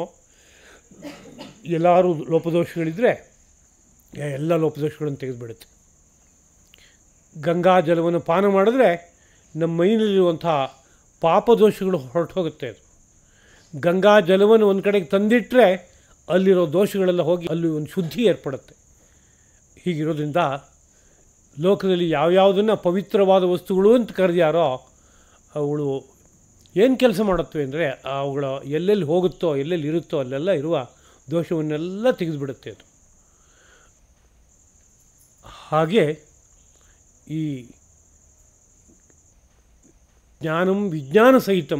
ವಿಜ್ಞಾನ ಸಹಿತವಾದ ಜ್ಞಾನ ಎಂಬುದೇನಿದೆ ಅದು ಸಹ ಪವಿತ್ರಂ ಅಂದರೆ ಎಲ್ಲ ಪಾಪಗಳನ್ನು ತೊಳೆದುಬಿಡುತ್ತೆ ಅಂತ. ಇದಕ್ಕೆ ಸರಿಸಾಟಿಯಾಗಿ ಪಾಪವನ್ನು ತೊಳೆಯುವಂಥ ಇನ್ನೊಂದು ವಸ್ತು ಇಲ್ಲ. ಅಷ್ಟು ಶ್ರೇಷ್ಠವಾದಂಥ ಪಾಪಹರವಾದಂಥ ಒಂದು ವಸ್ತು ಈ ಜ್ಞಾನ ಎಂಬುದು. ಉತ್ತಮಂ ಉತ್ಕೃಷ್ಟವಾದದ್ದು. ಅದನ್ನು ಹೇಳುವಾಗ ಆಚಾರ್ಯರು ಒಂದು ವಿವರಣೆಯನ್ನು ಕೊಡ್ತಾರೆ. ಅನೇಕ ಜನ್ಮ ಸಹಸ್ರ ಸಂಚಿತಮಪಿ ಧರ್ಮ ಅಧರ್ಮಾದಿ ಸಮೂಲಂ ಕರ್ಮ ಕ್ಷಣಮಾತ್ರಾದೇವ ಭಸ್ಮೀಕರೋತಿ ಯತಃ ಅತಃ ಕಿಂ ತಸ್ಯ ಪಾವನತ್ವಂ ವಕ್ತವ್ಯಂ. ಇದರ ಪಾವನತ್ವವನ್ನು ಕುರಿತು ಏನಂತ ಹೇಳೋಣ, ಇದರ ಉತ್ತಮತ್ವವನ್ನು ಕುರಿತು ಏನಂತ ಹೇಳೋಣ, ಏನು ಲಾಭ ಮಾಡುತ್ತೆ ಅಂತ ಕೇಳಿದ್ರೆ, ಅನೇಕ ಜನ್ಮ ಸಹಸ್ರ ಸಂಚಿತಮಪಿ, ಅನೇಕ ಜನ್ಮ ಸಹಸ್ರಗಳಲ್ಲಿ ಸಂಗ್ರಹಿಸಿಕೊಂಡಿರುವಂತಹ ಧರ್ಮ ಅಧರ್ಮಾದಿ ಸಮೂಲಂಕರ್ಮ, ಯಾವುದೋ ಜನ್ಮದಲ್ಲಿ ಒಳ್ಳೆಯ ಕಾರ್ಯ ಮಾಡಿ ಉತ್ತಮ ಸಂಸ್ಕಾರವನ್ನು ಸಂಪಾದನೆ ಮಾಡ್ಕೊಂಬಂದಿದ್ದಾಗಿದೆ, ಉತ್ತಮ ಕರ್ಮವನ್ನು ಸಂಪಾದನೆ ಮಾಡ್ಕೊಂಬಂದಿದ್ದಾಗಿದೆ. ಇನ್ಯಾವುದೋ ಸಂದರ್ಭದಲ್ಲಿ ಮಾಡಬಾರ್ದ ಕಾರ್ಯವನ್ನು ಮಾಡಿ ಒಂದು ಅಧರ್ಮ ಸಂಗ್ರಹ ಮಾಡ್ಕೊಂಬಂದಿದ್ದಾಗಿದೆ. ಇವೇನಿದ್ರೂ ಇದಿಷ್ಟು ಕೂಡ ಕ್ಷಣ ಮಾತ್ರ ದೈವ ಭಸ್ಮೀಕರೋತಿ ಯತಃ, ಯಾವ ಕಾರಣದಿಂದ ಈ ಬ್ರಹ್ಮಜ್ಞಾನವೆಂಬುದು ಸಂಪೂರ್ಣವಾಗಿ ಕ್ಷಣ ಮಾತ್ರದಲ್ಲಿ ಆ ಕರ್ಮಗಳನ್ನು ಅಷ್ಟನ್ನು ಸುಟ್ಟು ಹಾಕಿಬಿಡುತ್ತೆ ಸಂಪೂರ್ಣವಾಗಿ. ಅಂದರೆ ಪುಣ್ಯಕರ್ಮ ಇರ್ಬೋದು, ಪಾಪಕರ್ಮ ಇರ್ಬೋದು, ಜನ್ಮಾಂತರದ್ದು ಇವೆರಡನ್ನೂ ಸಂಪೂರ್ಣ ನಾಶ ಮಾಡುತ್ತೆ ಬ್ರಹ್ಮಾನುಭವ ಎಂಬುದು. ಪುಣ್ಯಕರ್ಮ ಇರ್ಬೋದಲ್ವಾ ಅಂತ ಕೇಳಿದರೆ ಇಲ್ಲ, ಪುಣ್ಯಕರ್ಮ ಇದೆ ಅಂದರೆ ಪುನರ್ಜನ್ಮ ಎತ್ತಲೇಬೇಕು. ಯಾಕೆಂದರೆ ಆ ಪುಣ್ಯಕರ್ಮ ಅನುಭವಿಸಬೇಕಾದ್ರೆ ಸ್ವರ್ಗಕ್ಕೆ ಹೋಗಬೇಕೋ, ಉತ್ತಮವಾದಂಥ ವಂಶದಲ್ಲಿ ಜನ್ಮ ಎತ್ತಬೇಕೋ, ಏನೋ ಒಂದು ಬಂದುಬಿಡುತ್ತೆ, ಪುನರ್ಜನ್ಮಕ್ಕೆ ಕಾರಣ ಆಗುತ್ತೆ. ಆದ್ದರಿಂದ ಪುಣ್ಯಕರ್ಮ ಪಾಪಕರ್ಮ ಎರಡೂ ಸಂಪೂರ್ಣವಾಗಿ ನಾಶ ಆದಾಗ ಮೋಕ್ಷವೆಂಬುದು ಸಿಗುತ್ತೆ. ಆ ನಾಶ ಮಾಡುವ ಕಾರ್ಯವನ್ನು ಮಾಡೋದು ಯಾವುದಪ್ಪ ಅಂದರೆ ಈ ಬ್ರಹ್ಮಾನುಭವ. ಅತಃ ಕಿಂ ತಸ್ಯ ಪಾವನತ್ವಂ ವಕ್ತವ್ಯಂ. ಆದ್ದರಿಂದ ಈ ವಿಶೇಷವಾದ ರಾಜಗುಹ್ಯವಾದ ರಾಜವಿದ್ಯೆ ಇದೆಯಲ್ಲ, ಇದು ಎಷ್ಟು ಪಾವನವಾದದ್ದು ಅಂತ ಹೇಳೋಕ್ಕೆ ಸಾಧ್ಯನಪ್ಪ, ಅಷ್ಟು ಅದ್ಭುತವಾದದ್ದು. ಆದರೆ ಇಂತಹ ಅದ್ಭುತವಾದ್ದೇನೋ ಅಂತಿದೆ ಅಂತಾದರೆ ಅದನ್ನು ಸಂಪಾದನೆ ಮಾಡೋದು ಅಷ್ಟೇ ಕಷ್ಟ ಇರ್ಬೋದಲ್ವಾ ಅಂತ ಪ್ರಶ್ನೆ ಬರುತ್ತೆ. ಎಲ್ಲೋ ಒಂದು ಕಡೆಯಲ್ಲಿ ಆಳದಲ್ಲಿ ಭೂಮಿ ಒಳಗಡೆ ಪ್ರವೇಶ ಮಾಡಿದ್ರೆ ಚಿನ್ನ ಇದೆ ಅಂತ ಯಾರೋ ಹೇಳಿಬಿಟ್ರು ಅಂದರೆ ಆ ಆಳದೊಳಗಡೆ ಪ್ರವೇಶ ಮಾಡಬೇಕಾದ್ರೆ ಅಷ್ಟೇ ಕಷ್ಟ ಆಗುತ್ತೆ, ಸುಲಭದಲ್ಲಿ ಏನಾಗಲ್ಲ. ಎಲ್ಲೋ ಹಿಮಾಲಯದಲ್ಲಿ ಎಲ್ಲೋ ಒಂದು ಕಡೆಯಲ್ಲಿ ಗುಪ್ತವಾಗಿ ನವರತ್ನಗಳಿದೆಯಂತೆ ಅಂತ ಹೇಳಿಬಿಟ್ರೆ ಇಲ್ಲಿ ಕೂತ್ಕೊಂಡವನು ಅಲ್ಲಿಗೆ ಹೋಗಿ ಅದನ್ನು ನವರತ್ನಗಳನ್ನು ಪತ್ತೆ ಹಚ್ಚಿ ಎಲ್ಲಿದೆ ಅಂತ ಅದನ್ನು ತೊಗೊಂಬರೋದು ಅಂದರೆ ಸುಲಭ ಸಾಧ್ಯವಾಗುತ್ತಾ? ನವರತ್ನಗಳಿಗೆ ಬೆಲೆ ತುಂಬ ಇದೆ. ತುಂಬ ಅದಕ್ಕೆ ಮೌಲ್ಯ ಇದೆ, ಅದೆಲ್ಲ ಇದ್ದರೂ ಕೂಡ ಪಡೆಯೋಕ್ಕಾಗದೇ ಇರೋ ವಿಷಯ ಅದು. ಹಾಗೆ ನೀವು ಹೇಳ್ತಾ ಇರೋ ಬ್ರಹ್ಮಾನುಭವ ಅನ್ನೋದು ಪಡೆಯೋಕ್ಕಾಗದೇ ಇರೋ ವಿಷಯ ಆಗಿಬಿಟ್ರೆ ಅದು ಎಷ್ಟು ದೊಡ್ಡದಾದರೂ ನಾನೇನು ಮಾಡಲಿ, ಪಡೆಯೋಕ್ಕೆ ಸಾಧ್ಯ ಇಲ್ಲ ಅನ್ನೋ ರೀತಿಯಲ್ಲಿ ಎಲ್ಲರೂ ಅನ್ನಿಸ್ಬಿಟ್ರೆ ಅದಕ್ಕೊಂದು ಉತ್ತರ ಸುಸುಖಂ ಕರ್ತುಂ, ಸುಖವಾಗಿ ಸಂಪಾದನೆ ಮಾಡ್ಬೋದು ಅಂತ. ಅನೇಕ ಕಡೆಗಳಲ್ಲಿ ಬಹಳ ಕಷ್ಟ ಅನ್ನೋ ಮಾತು ಬಂದಿದೆ. ಬ್ರಹ್ಮಜ್ಞಾನ ಪಡಿಬೇಕಾದ್ರೆ ಸಾವಿರಾರು ಜನ್ಮಗಳಲ್ಲಿ ನಿರಂತರ ಶ್ರಮಿಸಬೇಕಾಗತ್ತೆ ಅನ್ನೋ ಮಾತು ಬಂದಿದೆ. ಆದರೆ ಇಲ್ಲಿ ಅದು ಸುಸುಖ, ಅತ್ಯಂತ ಸುಖವಾಗಿ ಪಡೆಯುವಂಥದ್ದು ಅಂತ ಹೇಳ್ತಾ ಇದ್ದಾರೆ. ಹಾಗಂದ್ರೆ ಏನು ಅಂತ ಕೇಳಿದ್ರೆ, ಬ್ರಹ್ಮಜ್ಞಾನ ಪಡಿಬೇಕಾದ್ರೆ ಬೇರೆ ಏನೂ ಮಾಡಬೇಕಾಗಿಲ್ಲ, ಮಾಡೋದನ್ನೆಲ್ಲ ನಿಲ್ಲಿಸಬೇಕು. ಸುಲಭದ ಕೆಲಸ ಅಲ್ವಾ ಅದು. ಶರೀರ ಎಲ್ಲ ಕೆಲಸ ಕಾರ್ಯಗಳನ್ನು ಬಿಡಬೇಕು, ನಿರ್ವ್ಯಾಪಾರವಾಗಿ ಕೂತ್ಕೋಬೇಕು. ಕಷ್ಟನ ಅದು. ಕೆಲಸ ಮಾಡೋದಂದ್ರೆ ಕಷ್ಟ ಆಗುತ್ತೆ. ಬೆಟ್ಟನ ಅಗದು ತೆಗೆದು ಈ ಕಡೆ ಹಾಕಬೇಕು ಅಂದರೆ ಭಾರಿ ಕಷ್ಟ. ಸಮುದ್ರದ ನೀರನ್ನು ಬತ್ತಿಸ್ಬೇಕು, ತುಂಬ್ಕೊಂಡು ತೊಗೊಂಬ ಈ ಕಡೆಗೆ ಅಂತ ಹೇಳಿದ್ರೆ ಅಸಾಧ್ಯವಾದ ಕೆಲಸ. ಸುಮ್ಮನೆ ಕೂತ್ಕೊಳ್ಳೋದು ಏನು ಕಷ್ಟದ ಕೆಲಸ. ಅದರಿಂದ ಸುಸುಖಂ. ಅಷ್ಟು ಮಾತ್ರ ಅಲ್ಲ, ನಿನ್ನ ಮನಸ್ಸು ಬುದ್ಧಿ ಇವಿಷ್ಟನ್ನು ಸುಮ್ಮನೆ ಇಟ್ಕೋ ಅಂತ. ಅದು ಕಷ್ಟನಾಗಾರೆ. ಇದಕ್ಕಿಂತ ಸುಲಭವಾದ ಇನ್ನೇನು ಹೇಳೋಕ್ಕಾಗುತ್ತೆ? ಯಾವ ಕೆಲಸನೂ ಇಲ್ಲ, ಆಯಾಸ ಇಲ್ಲ, ನಿರಾಯಾಸ. ಅಷ್ಟು ಮಾತ್ರ ಅಲ್ಲ, ಒಂದು ಸ್ವಲ್ಪ ಹೊತ್ತು ಕೂತ್ಕೊಂಡು ನೋಡು, ಒಳಗಡೆಯಿಂದ ಯಾವುದೋ ಸುಖ ಆಗೋಕ್ಕೆ ಶುರುವಾಗುತ್ತೆ. ಏನೋ ಬಹಳ ನೆಮ್ಮದಿಯಾಗಿದೆಯಲ್ಲ ಅಂತ ಅನ್ಸೋಕ್ಕೆ ಶುರುವಾಗುತ್ತೆ. ಸ್ವಲ್ಪ ದಿನಗಳಲ್ಲೇ ಮನಸ್ಸು ನಿಜವಾಗಲೂ ತನ್ನ ವ್ಯವಹಾರಗಳನ್ನೆಲ್ಲ ಬಿಟ್ಟು ಶಾಂತವಾಗಿದೆ. ಶರೀರವೂ ಸಹ ಎಲ್ಲ ಕ್ರಿಯೆಗಳನ್ನು ನಿಲ್ಲಿಸಿ ಶಾಂತವಾಗಿದೆ ಅಂದರೆ ಒಳಗಡೆಯಿಂದಲೇ ಯಾವುದೋ ಒಂದು ಆನಂದಾನುಭವ ಶುರುವಾಗುತ್ತೆ. ಅದು ಸುಖ. ಅದು ವೃದ್ಧಿ ಆಗ್ತಾ ಹೋಗುತ್ತೆ, ದಿನೇ ದಿನೇ ಜಾಸ್ತಿ ಆಗ್ತಾ ಹೋಗುತ್ತೆ. ಸುಖದ ಕಡಲಿಗೆ ತೊಗೊಂಡು ಹೋಗಿ ತಲುಪಿಸುತ್ತೆ ಒಮ್ಮೆ. ಹಾಗಿರುವಾಗ ಇದು ಸುಖವಾಗಿ ಪಡೆಯುವಂಥ ವಸ್ತುವಲ್ಲದೆ ಮತ್ತೇನು ಎಂಬುದಾಗಿ ಭಾವಿಸಬೇಕು. ಅಂದರೆ ಲೋಕದಲ್ಲಿ ನಾನಾ ಮಹಾಕಾರ್ಯಗಳೆಲ್ಲ ಇದೆ. ಆ ಮಹಾಕಾರ್ಯಗಳನ್ನು ಸಾಧಿಸಬೇಕಾದ್ರೆ ಭಾಳ ದುಡ್ಡು ಬೇಕು ಅಂತ ಒಂದಿರುತ್ತೆ. ಅದಕ್ಕಾಗಿ ನಿರಂತರ ಪರಿಶ್ರಮಿಸಬೇಕು ಅಂತಿದೆ. ಇದಕ್ಕೆ ದುಡ್ಡು ಬೇಕಾಗಿಲ್ಲ. ಇದಕ್ಕೆ ಇರೋ ದುಡ್ಡನ್ನು ಎಲ್ಲ ಪಕ್ಕಕ್ಕಿಟ್ಟು ಕೂತ್ಕೋಬೇಕು. ದುಡ್ಡಿನ ಚಿಂತನೆ ಮಾಡಿದ್ರೆ ಇದು ಬರಲ್ಲ, ಅದನ್ನೆಲ್ಲ ಪಕ್ಕಕ್ಕಿಟ್ಟು ಕೂತ್ಕೋಬೇಕು. ಹೋಗಲಿ, ಭಾರಿ ದೈಹಿಕ ಪರಿಶ್ರಮದಿಂದ ಸಾಧಿಸಬೇಕಂದ್ರೆ ಆ ಥರದ್ದು ಏನೂ ಇಲ್ಲ. ದೈಹಿಕ ಪರಿಶ್ರಮ ನಿಲ್ಲಿಸಬೇಕಿದು. ಇನ್ಯಾವುದೋ ಬೆಂಕಿನ ನುಂಗಬೇಕು, ವಿಷ ಕುಡಿಬೇಕು, ಹಾಗಿದ್ದೇನೂ ಇಲ್ಲ. ವಿಷ ಸರ್ಪದ ಕೈಯಲ್ಲಿ ಕಡಿಸ್ಕೋಬೇಕು, ಹಾಗಿದ್ದೇನೂ ಇಲ್ಲ. ಅದನ್ನು ಏನು ಕ್ಲೇಶದ ವಿಷಯ ಇದೆ? ಎಲ್ಲ ಬಿಟ್ಟು ಸುಮ್ಮನೆ ಕೂತ್ಕೊ ಅಂತ ಹೇಳ್ತಾರೆ ವಿಷಯ, ಅಷ್ಟೇ. ಆದ್ದರಿಂದ ಆ ನೇರದಲ್ಲಿ ಸುಸುಖ ಅಂತ ಒಂದರ್ಥ. ಇನ್ನೊಂದು, ಇದ್ರ ಒಳಗಡೆಗೆ ಚೂರೇ ಪ್ರವೇಶ ಮಾಡ್ತಾ ಹೋದರೆ ಸರಿಯಾದ ಪ್ರವೇಶವೇ ಆಗ್ತಾಯಿದೆ ಅಂದರೆ ಇದು ಅನುಭವಕ್ಕೆ ಸೇರಿದ ವಿಚಾರ. ಒಂದು ಸುಖಾನುಭವ ಶುರುವಾಗುತ್ತೆ. ಆ ಸುಖಾನುಭವ ಲೌಕಿಕ ಸುಖದ್ದಲ್ಲ ಅನುಭವ. ಅದು ತಿಂಡಿ ತಿಂದಾಗ, ಒಳ್ಳೆ ರುಚಿಕಟ್ಟಾದ ತಿಂಡಿ ತಿಂದಾಗ ಒಂದು ಸುಖ ಸಿಗುತ್ತೆ, ಆ ಥರದ ಸುಖ ಅಲ್ಲ. ಒಳ್ಳೆ ದೃಶ್ಯ ನೋಡಿದ್ರೆ ಒಂದು ಸುಖ ಸಿಗುತ್ತೆ, ಆ ಥರದ್ದಲ್ಲ. ಸುಗಂಧವನ್ನು ಮೂಸಿದರೆ ಒಳ್ಳೆ ಸುಖ ಸಿಗುತ್ತೆ, ಆ ಥರದ್ದಲ್ಲ. ಇಲ್ಲಿ ಯಾವುದೂ ಆ ಥರದ್ದಿಲ್ಲ. ಅದರ ಒಳಗಡೆಯಿಂದ ಏನೋ ಬಹಳ ತಂಪಾಗಾಗ್ತಾಯಿದೆ, ತುಂಬ ನೆಮ್ಮದಿಯಾಗಿ ಆಗ್ತಾಯಿದೆ. ಎಷ್ಟೊತ್ತು ಸಿಕ್ಕಿದ್ರೂ ಸಿಕ್ಕಲಿಯಪ್ಪ, ಹಾಗೆ ಕೂತ್ಕೊಂಡಿರೋಣ, ಅಲುಗಾಡೋದು ಬೇಡ ಅನ್ನೋ ರೀತಿಯಾದಂಥ ಒಂದು ಸ್ಥಿತಿಯನ್ನು ಕೊಟ್ಕೋತಾ ಕರ್ಕೊಂಡು ಹೊರಟೋಗುತ್ತೆ. ಈ ನೇರದಲ್ಲಿ ಇದನ್ನೇನಂತ ಕರಿಬೇಕು? ಸುಸುಖಂ. ಸು ಅನ್ನೋದಕ್ಕೆ ಶೋಭನಂ ಅಂತ ಅರ್ಥ ಇಟ್ಕೋಬೋದು. ಒಳ್ಳೆಯದು ಮತ್ತು ಸುಖ ಎರಡೂ ಇದೆ ಇದರಲ್ಲಿ. ಜೀವಕ್ಕೆ ಉದ್ಧಾರಕ್ಕೆ ಬೇಕಾಗುವಂಥ ವಿಷಯ ಇದರಲ್ಲಿದೆ. ಅದರಿಂದ ಇಂಥದ್ದನ್ನು ಸಂಪಾದನೆ ಮಾಡೋದು ಕರ್ತವ್ಯ ಅಲ್ವೇ, ಅಗತ್ಯವಾಗಿ ಸಂಪಾದನೆ ಮಾಡಬೇಕು ಅಂತ ಒಂದು ಸೂಚನೆ. ಇಷ್ಟಾದ್ರ ಮೇಲೂ ಒಂದು ಪ್ರಶ್ನೆ ಹುಟ್ಕೊಳ್ಳುತ್ತೆ. ಏನಪ್ಪ ಅಂತ ಕೇಳಿದ್ರೆ, ಹೌದು ಸುಲಭದಲ್ಲೇ ಸಿಗುತ್ತೆ ಅಂತ ಇಟ್ಕೊಳ್ಳೋಣ, ಆದರೂ ಈಗ ಸಿಗುತ್ತೆ, ಆಮೇಲೆ ಪೂರ್ತಿ ನಾಶ ಆಗಿ ಹೋಗುತ್ತೆ, ಪುನಃ ಮತ್ತೆ ಪಡೆಯೋಕ್ಕೆ ವಿಶೇಷ ಪ್ರಯತ್ನ ಮಾಡ್ತಾ ಕೂತ್ಕೋಬೇಕು. ಹೀಗಾಗೋದ್ರೆ ಅದರಲ್ಲಿ ನಮಗೆ ಆಸಕ್ತಿ ಎಲ್ಲಿ ಉಳಿಯುತ್ತೆ ಅಂತ ಒಂದು ಪ್ರಶ್ನೆ ಬರ್ಬೋದು. ಅದಕ್ಕೊಂದು ಉತ್ತರ ಅವ್ಯಯಂ ಅಂದರೆ ಏನರ್ಥ? ಒಮ್ಮೆ ಪಡೆದಿದ್ದು ಯಾವತ್ತೂ ಇನ್ನು ನಾಶವಾಗಲ್ಲ. ನೀನು ಯಾವತ್ತಾವತ್ತೂ ಅನುಭವಿಸ್ತಾ ಇರ್ಬೋದು. ಮತ್ತು ಇಷ್ಟೇ ಅನುಭವಿಸಬೇಕು ಅಂತೇನಿಲ್ಲ, ಅಕ್ಷಯ ಅದು. ಎಷ್ಟು ಅನುಭವಿಸಿದ್ರೆ ಇನ್ನಷ್ಟು ಅನುಭವಿಸ್ಬೋದು. ಆ ರೀತಿಯಲ್ಲಿ ಅಪಾರವಾದಂಥ ಆನಂದದ ಕಡಲೆ ಅದು.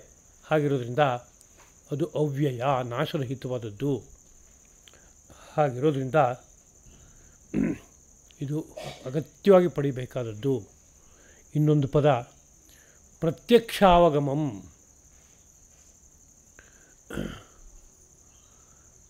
ಪ್ರತ್ಯಕ್ಷಾವಗಮಂ ಅಂದರೆ ಸ್ವತಃ ನೇರವಾಗಿ ಅನುಭವಕ್ಕೆ ತಂದ್ಕೋಬೋದಾದದ್ದು ಅಂತ ಅರ್ಥ. ಅದಕ್ಕೆ ಪ್ರತ್ಯಕ್ಷ ಅನ್ನೋ ಶಬ್ದವನ್ನು ಪಂಚೇಂದ್ರಿಯಗಳಿಂದ ಪಡೆಯುವ ಜ್ಞಾನ ಅನ್ನೋ ಅರ್ಥದಲ್ಲಿ ಹೇಳಿರುವಂಥದ್ದುಂಟು. ಈ ಬ್ರಹ್ಮಾನುಭವ ಪಂಚೇಂದ್ರಿಯಿಂದ ಪಡೆಯೋಕ್ಕಾಗಲ್ಲ. ಹಾಗಿದ್ದರೂ ಇದನ್ನು ಪ್ರತ್ಯಕ್ಷ ಅಂತ ಕರೀತಾರೆ. ಹೇಗೆ ಪ್ರತ್ಯಕ್ಷ ಅಂತ ಕೇಳಿದರೆ, ಯೋಗಜ ಪ್ರತ್ಯಕ್ಷ ಅಂತ ಒಂದಿದೆ. ಮನಸ್ಸನ್ನು ಏಕಾಗ್ರಗೊಳಿಸ್ತಾ ಹೋದಾಗ ಆ ಮನಸ್ಸು ಈ ಸತ್ಯವನ್ನು ಅನುಭವಿಸಿಬಿಡುತ್ತೆ. ಅದಕ್ಕೆ ಯೋಗಜ ಪ್ರತ್ಯಕ್ಷ ಅಂತ ಕರೀತಾರೆ. ಹಾಗೆ ಈ ಒಂದು ವಿಷಯವನ್ನು ಮನಸ್ಸಿಗೆ ತಂದುಕೊಳ್ಳೋಕ್ಕಾಗತ್ತೆ. ಜೊತೆಗೆ ಇದು ಧರ್ಮ್ಯಂ. ಧರ್ಮ್ಯಂ ಅಂದರೆ ಇದೆಲ್ಲ ಕಷ್ಟಪಟ್ಟು ಸಂಪಾದನೆ ಮಾಡಿದ್ರು ಇದು ಧರ್ಮಸಮ್ಮತವಾದದ್ದು ಹೌದೋ ಅಲ್ವೋ?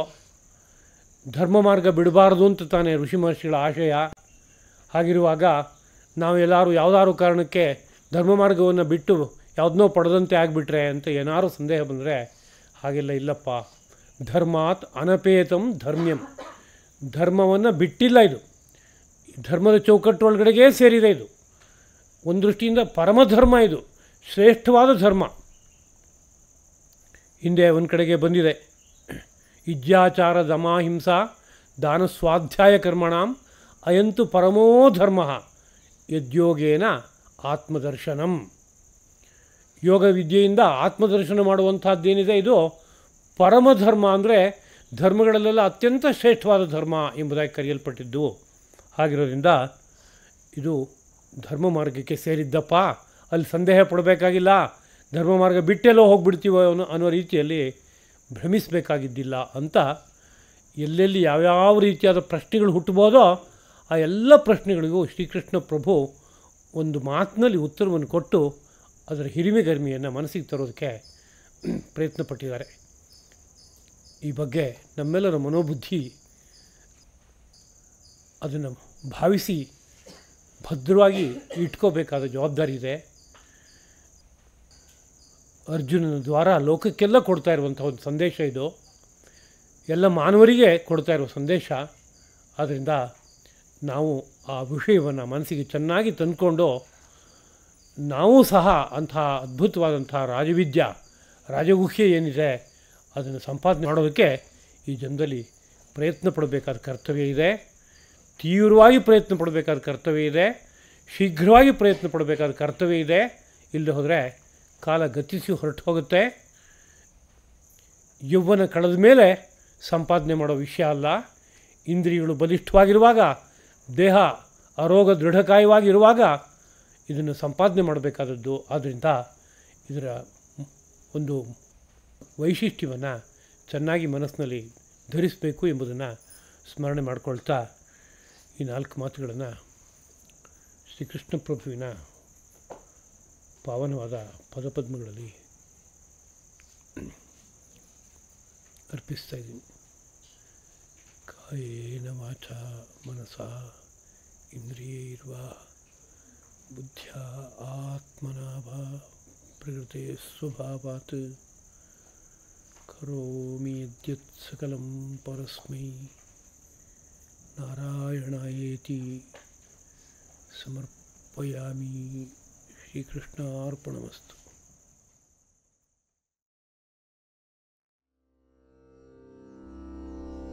ರಾಮಮಂಗಲಂ ತ್ರಿಜಗದ್ದಾಮಮಂಗಲಂ ರಾಮ ಕಾಮಿತಪ್ರದ ಭಕ್ತಹೃದಯ ರಾಮಮಂಗಲಂ.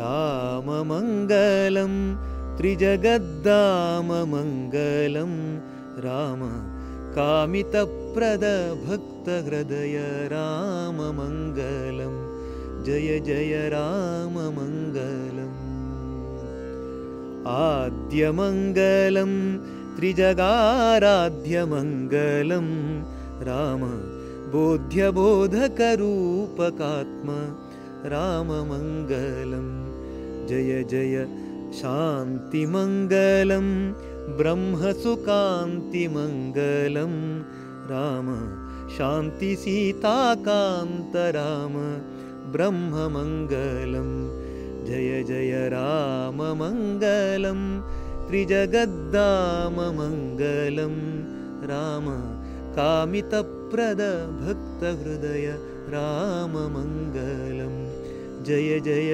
राममङ्गलम् रङ्गमङ्गलं दुरितविभङ्गमङ्गलं रङ्गमङ्गलं दुरितविभङ्गमङ्गलं राम कङ्गलाग्रप्रदीप्तनीलज्योतिमङ्गलं कङ्गलाग्रप्रदीप्तनीलज्योतिमङ्गलं जय जय राममङ्गलं त्रिजगद्धाममङ्गलं राम कामितप्रद भक्तहृदय राममङ्गलम् राममङ्गलं श्रीगुरुरङ्गमङ्गलं राममङ्गलं श्रीगुरुरङ्गमङ्गलं राम रामतत्त्वामृतरसायन पूर्णमङ्गलम् आत्मा रामतत्त्वामृतरसायन पूर्णमङ्गलं जय जय राममङ्गलं त्रिजगद्धाममङ्गलं राम कामितप्रद भक्तहृदय राममङ्गलं जय जय राममङ्गलं जय जय रङ्गमङ्गलं जय जय राममङ्गलम्